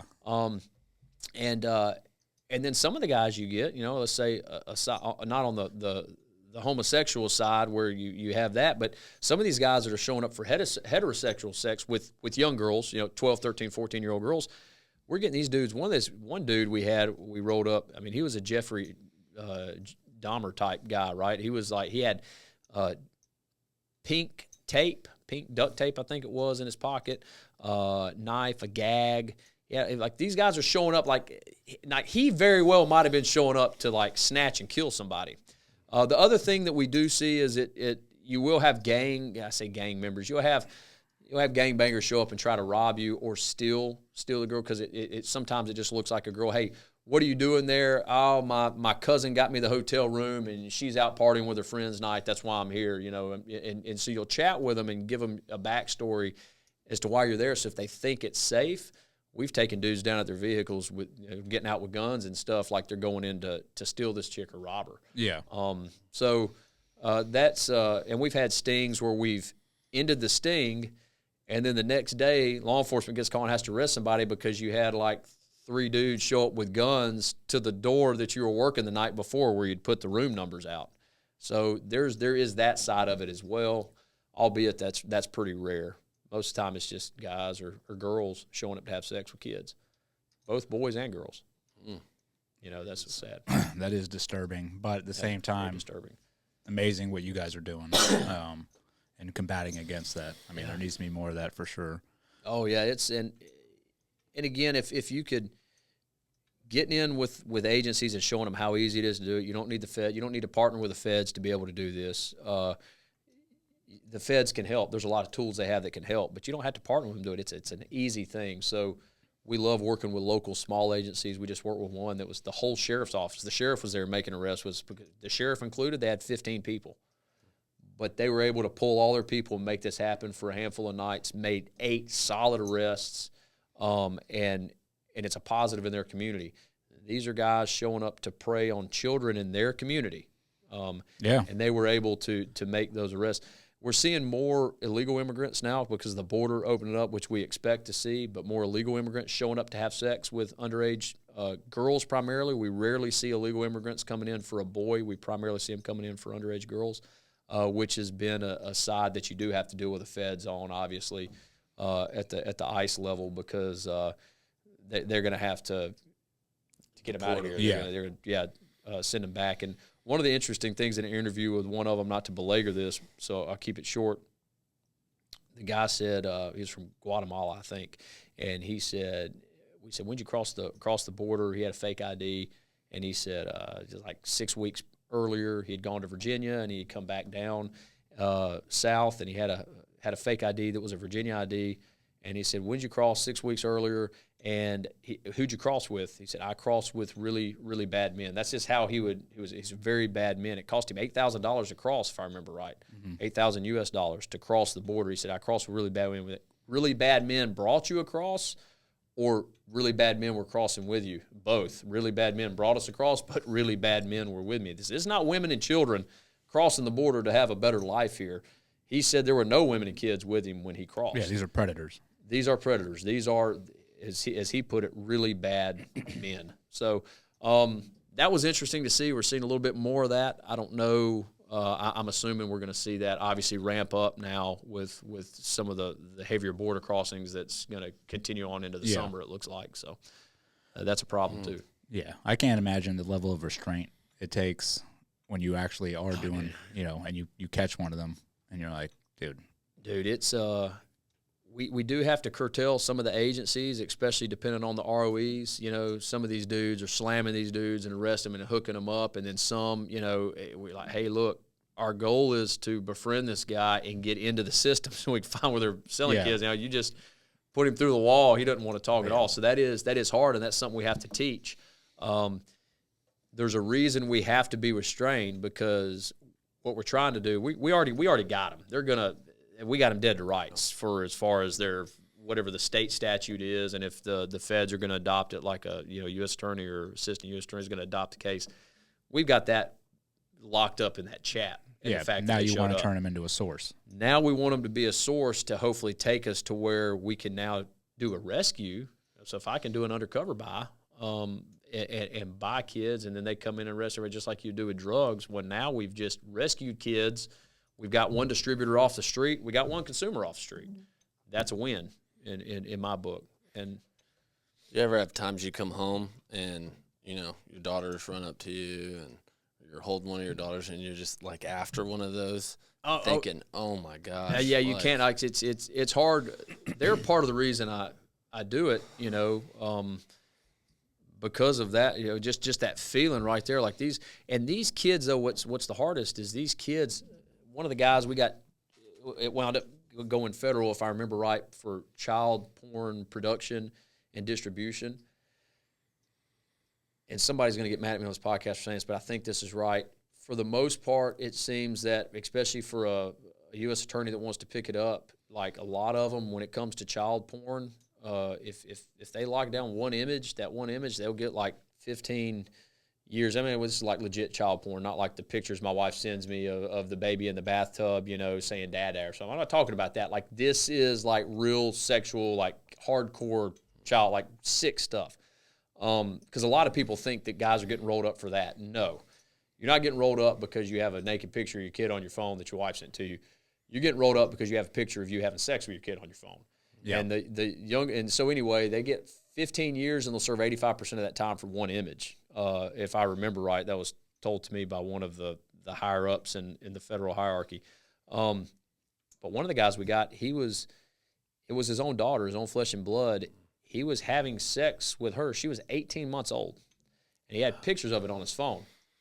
That's where the restraint is difficult when you do get into that phone, because you have to obtain a warrant to get in that phone and go through the process. You had the probable cause, whether it's child porn. Maybe he gives you access to it.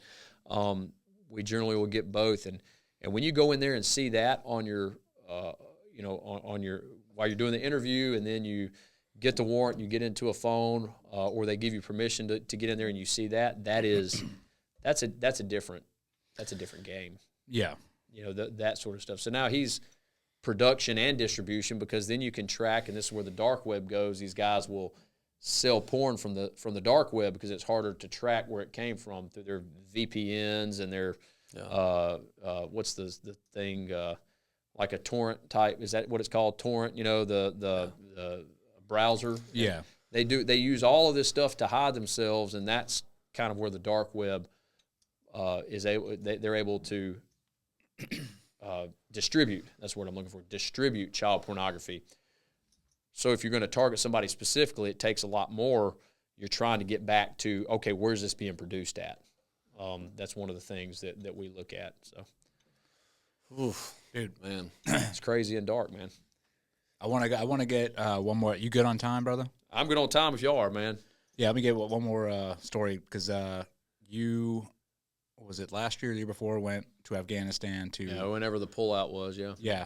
It's an amazing story from start to finish of how you were able to get over there and what you did over there, and I definitely want to go through that as well. Yeah. 2021, I believe, is the year you went over there. Okay, yeah, so that's when it was. I'm so bad with time. I'm terrible with time. But whenever it was when we pulled out and shut down the Pineapple Express, all that stuff was going on. Was able to get some people out. And really, I was a team guy in Afghanistan, and we did contracts things, but I didn't know I had buddies that were over there at the time, but I didn't have any way to do anything, get anybody out. And so long story short, a ministry called me that I'd done work with in Africa a good bit, in Uganda and South Sudan, and said, hey, we've got some Christian missionaries here, and he gave us a number. I think it was like 79 people total. It was 5 different families for a total of 79 folks. Some of them were missionaries, some of them were doctors with that mission group, so we want to get them out. I said, all right, well, what do you need from me? And he said, can you work a way to get them out? And I was like, well, so I said, I don't know. I said, let me think about it and pray about it. So I sat on the couch in my office up there, and I just started praying. I was like, God, I don't know what to do. I don't know who to even call to make something like this. Is massive stuff going on right now. So he wanted to get on the ground over there, so I looked at ways to get in, and finally it popped up to me. I mean, the best cover is one that's actually legal and you can do. And so I said, hey, let's go on an ibex hunt on the border, because I remember seeing some of those guys doing that, rotating out on a deployment one time, on a commercial flight. Hey, what are y'all doing? They're going to Pakistan or somewhere to do an ibex hunt, right? And so that's a type of animal? It's an animal. It's a big old goat. Actually, they were hunting Marco Polo, which is the expensive one. But, yes, it's an animal. And so all that being said, we called the powers that be and started working with people. And then folks at the highest level of the FBI heard about it and got involved, and the highest level of the agency and the DIA and then NSW and the alphabet soup. The alphabet soup got involved, and people started calling and asking about this. State Department got involved, still have connections with a lot of these people, made a lot of friends in the process. And one guy said, hey, man, this is a really good idea. And I said, it's not that good of an idea. And he said, it's the best of the worst ideas. And what it turned into that's when you know you got a good one. Yeah, that's right. Yeah. That's right. It's like the smartest kid on the short bus, right? Yeah. What it turned into was actually an intelligence gathering operation, a reconnaissance, where me and a handful of guys that went on it, we had the legal passes. We had everything we needed. And as far as I know, we were the only group who was able to do this. We were able to get that initial family out and get them out legally. That was the other problem you ran into. You had a lot of people moving folks across the border, but it was illegally across borders, right? It was into Tajikistan or into Uzbekistan or wherever, and they didn't have the paperwork or the ability to be there. So that's almost just as bad as being in the country they were in. They had no way to make a living or anything, right? So it was illegal immigration into another country, and you didn't want to. That was the other problem the ministry had. They wanted to legally get these people out. So we're leveraging partnerships within these governments nearby. We do the recon of the border area, find the Taliban outposts, and when I'm saying Taliban, I mean me and Mike were on our end, and the other guys are on their end. We're running up the Badakhshan corridor, and we're 50 yards from Taliban on the other side of the river. Yeah, I remember you telling me, like, when you saw them there. Oh, they had all our crap, man. They're like ready to raid Bin Laden's hideout, man. Yeah. I mean, they're all out there freaking camis and M4s. It wasn't the Taliban we had seen in man dresses and AKs. They had our Humvees with the Taliban flags hoisted up in them. Like, they had all the American stuff. That was weird, I guess, it had to be. Yeah, it was super weird seeing what would look like an American outpost, the way it was set up as we're driving by and trying to get our pictures or trying to at least mark locations and stuff. If we what looked like an American outpost that wound up being a Taliban outpost. Saw a lot of Russians coming in and Chinese military convoys on this little road we were on, running the river, the border of Afghanistan. A lot of Russian movements in this area at the time. And all the way in the back of the Badakhshan corridor where we were at the border of Tajikistan, Afghanistan, Pakistan, and China. You could see it. You could see it all. And so, and we were in that area. Found crossing points, had legal authorities to get some of these people in, and we got these Pashtun people in that the ministry wanted to get out. The ministry came there, worked with the government of the host country.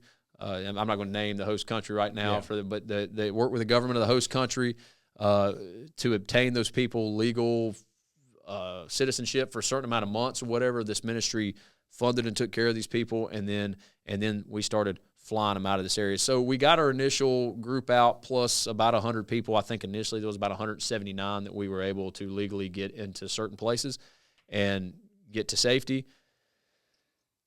To this point, the guy who is in charge of the ministry, he reached out to me a couple months ago and he said, "Hey, we're wrapping up our Afghanistan effort." Right, because they started getting called, and when I'm talking about getting called, like guys in the State Department, they're like GS-15, SES level type people are calling saying, "Hey, we hear you moving people out. Can you get this guy out for me, or can you get this guy out?" And then it turned into American Terps and all kinds of like, hey, like I haven't really done that much. We just put this together. Like, no, we hear you're getting people out. So these are like high level government officials. So that they were being stop loss by the administration. That was the hard part. They were being cut off by the administration. And he told me to date, through the corridors we opened through that and the relationships that were built and what we did, they were able to get 1,900 people out through that. Now, there are other folks that got a lot more out than that. I talked with my Congressman Gary Palmer. You met him up there when he was up there. Gary didn't really know him that well. Super great guy, man. The dude is doing a lot up there in Congress. I sat in on a hearing that he was in about Afghanistan, and everything that I was hearing that people were saying, it's kind of like we talked about earlier, people that scream for war or scream against war and they have no idea what it's for or even what it's about.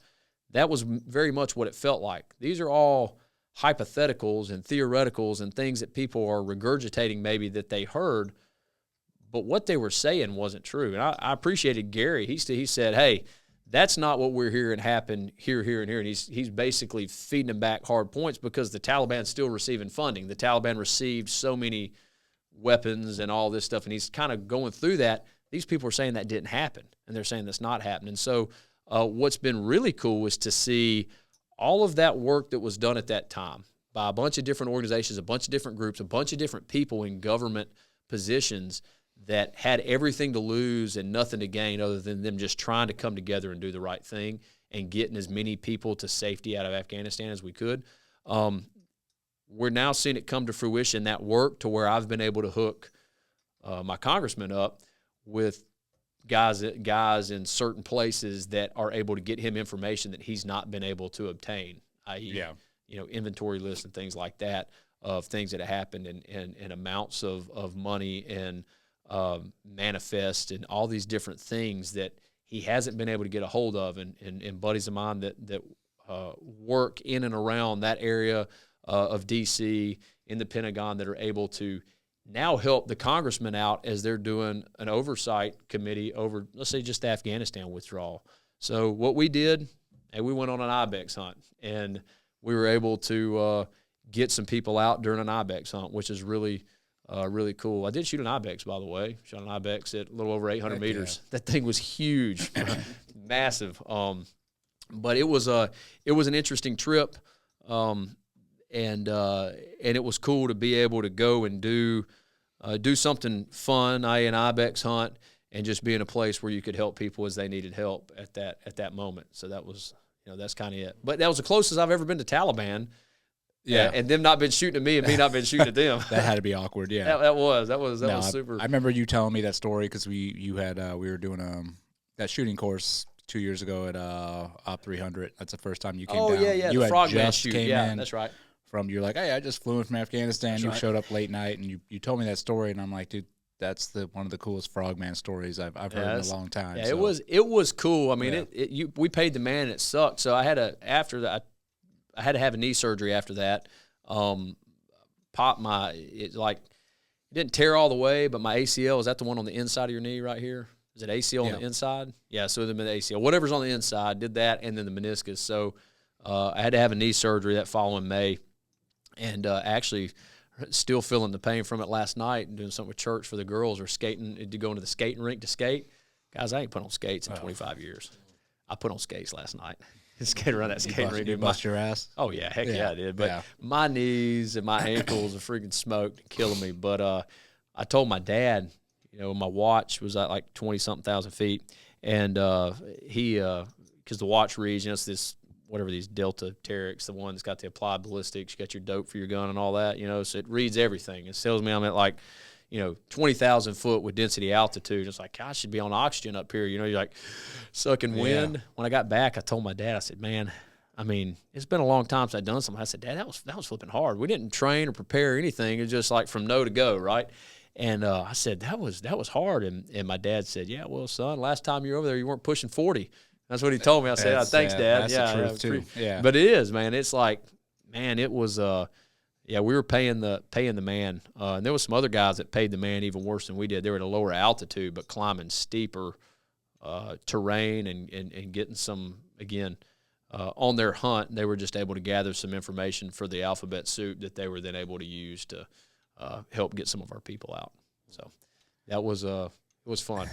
I know we're trying to talk around it as much as we can for the thousands of people that will listen to this. No, it's that's such an awesome story. I mean, it is. And that, I remember that time during the Afghan withdrawal, the amount of people, veterans especially, that were just coming together trying to get Americans and interpreters and everybody else out there. It just says a lot about the veteran community and other individuals who really do care for those people. Bro, they care. They care so much. They care about doing the right thing. Yeah. I've never.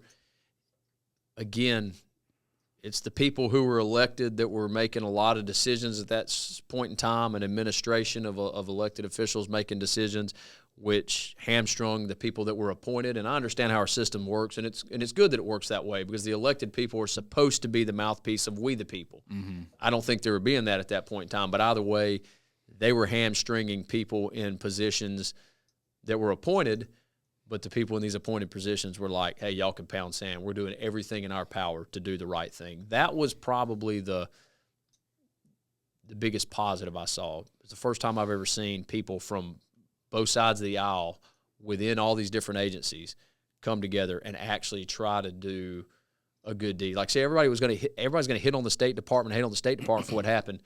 The State Department, there was a lot of State Department officials, RSOs in other countries, that were literally working night and day, jumping through hoops, doing everything they could to figure it out. But I mean, it's like every corner you turned, there's something bad here. It was almost like an endless game of chess, but you're playing with a king and one pawn, and they've got the whole board in front of them, right? I mean, it was just, you didn't have much to work with because of the way the withdrawal took place and happened. Yeah. And that, but yeah, the veteran community, a lot of them came together. Whatever people think of, what's his name, Green Beret rolls around. Tim Kennedy. Whatever people think of Tim Kennedy, I know some people like him and don't. I don't have a problem with him. I don't know him.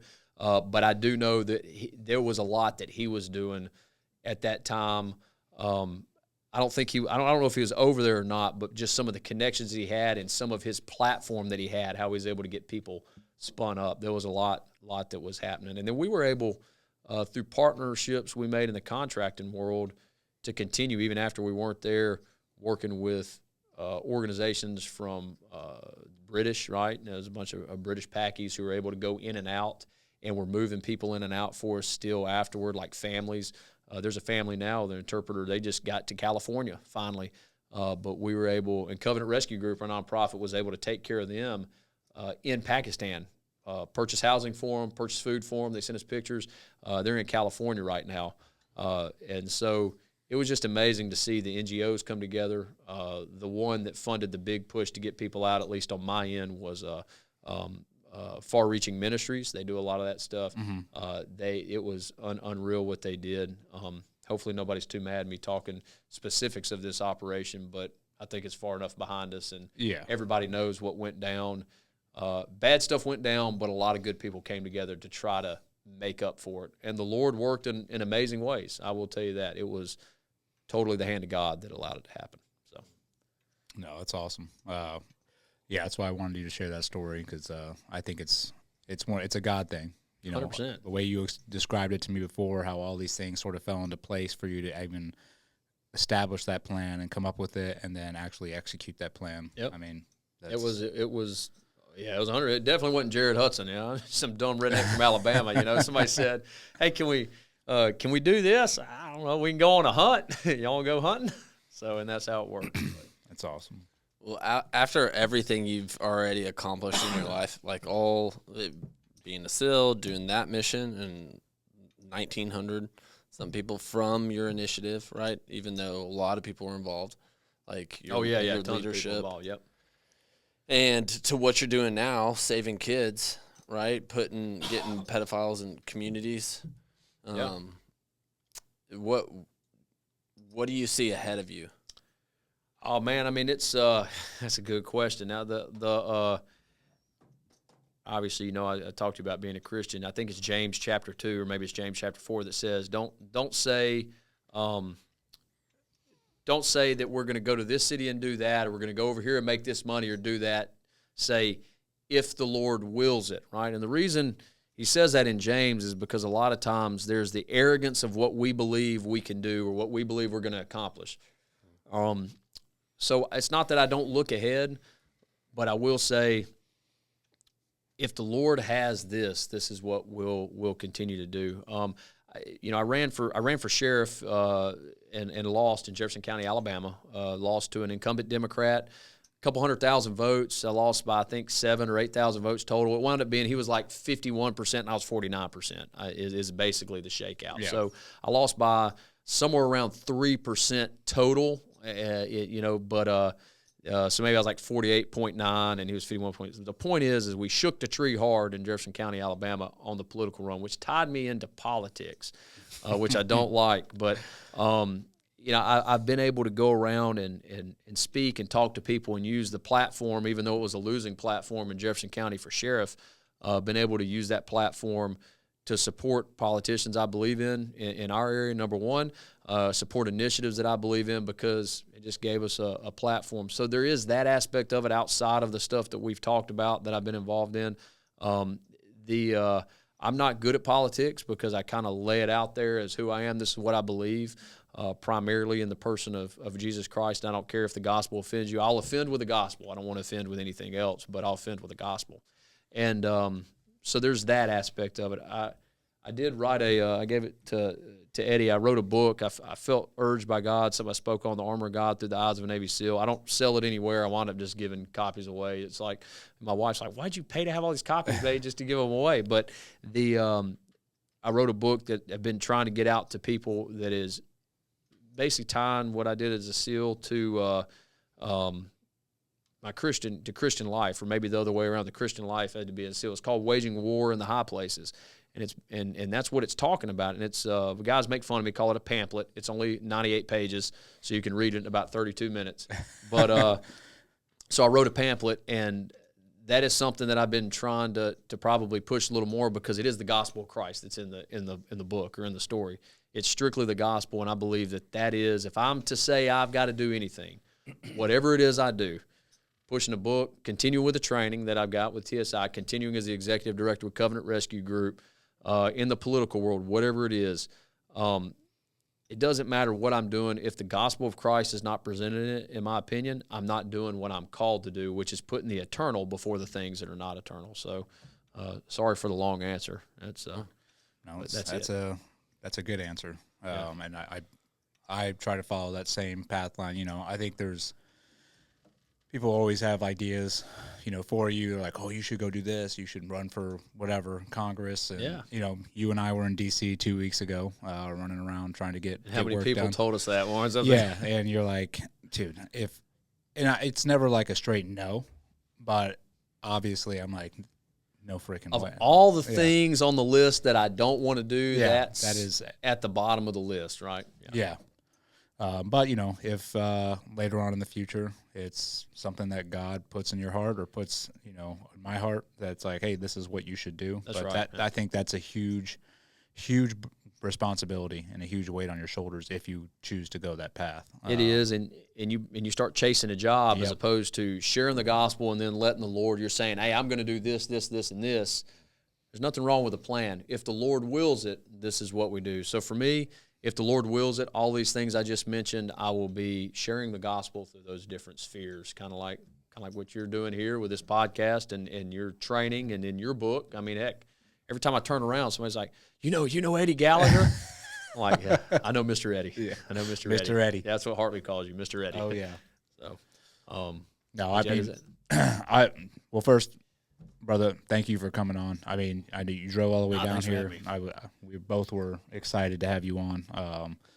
You know, I can't speak highly enough of you. I mean, the first time that we hung out when I went and you graciously invited me to go with you with TSI to Texas. That was a good time, too. Yeah, that was a good time. Got to spend a week together traveling, and I came back and I told Andrea, I was like, that guy's going to do big things. Like, you are a special individual. I felt it when I was around you. Just the caliber of human being that you are, man. It's few and far between. I appreciate it, man. I do think that big things lie ahead, brother, and I think that God is going to show you the way. Do you remember on that trip? That was I had that big camper that we just got. Yeah, crashing into the. And I tore off the back panel of the camper because I think I turned too sharp and I caught that pole at the gas pump. And all my guys that were there that worked with me forever, they're all buttholes, every one of them. They're all like making fun of it. Eddie was like, "Oh man, I'm sorry, man." Like he was eat up, like he was like physically. I could see he's sick. Tore on the back panel of that camper. Because that was a brand new camper. It was a brand new camper. We got a different one since then. That one was 40. It might have been 46 foot, and we traded it in because it was too big for us and our family. It's massive. It was the first one I ever had. And the guy when we got it, I rolled in, had to get some work done, and the guy said, "This is your first camper, son?" The old guy. And I said, "Yes, sir." And he said, "Man, you got some nuts, cowboy." That's what he said. So I wound up getting a smaller camper. It was still a fifth wheel, but it's 36 foot now that we run around in. But, yeah, we tore it off on that trip. Oh, yeah. That was a good trip, man. That was a good trip. Yeah. That was fun. Had a good time. And, that, that's another thing I'll bring up, too, is, I obviously, since I got out, I'm doing shooting instruction now down here.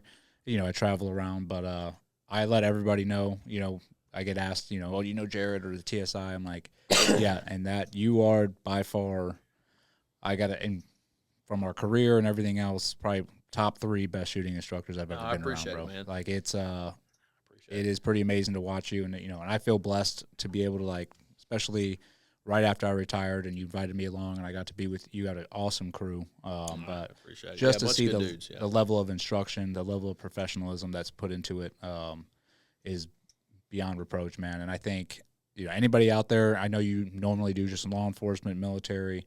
So if law enforcement, military, if you're listening and you guys are looking to get some awesome training, definitely look up TSI, Jared Hudson and his crew, because I guarantee you will get that. I appreciate it, bro.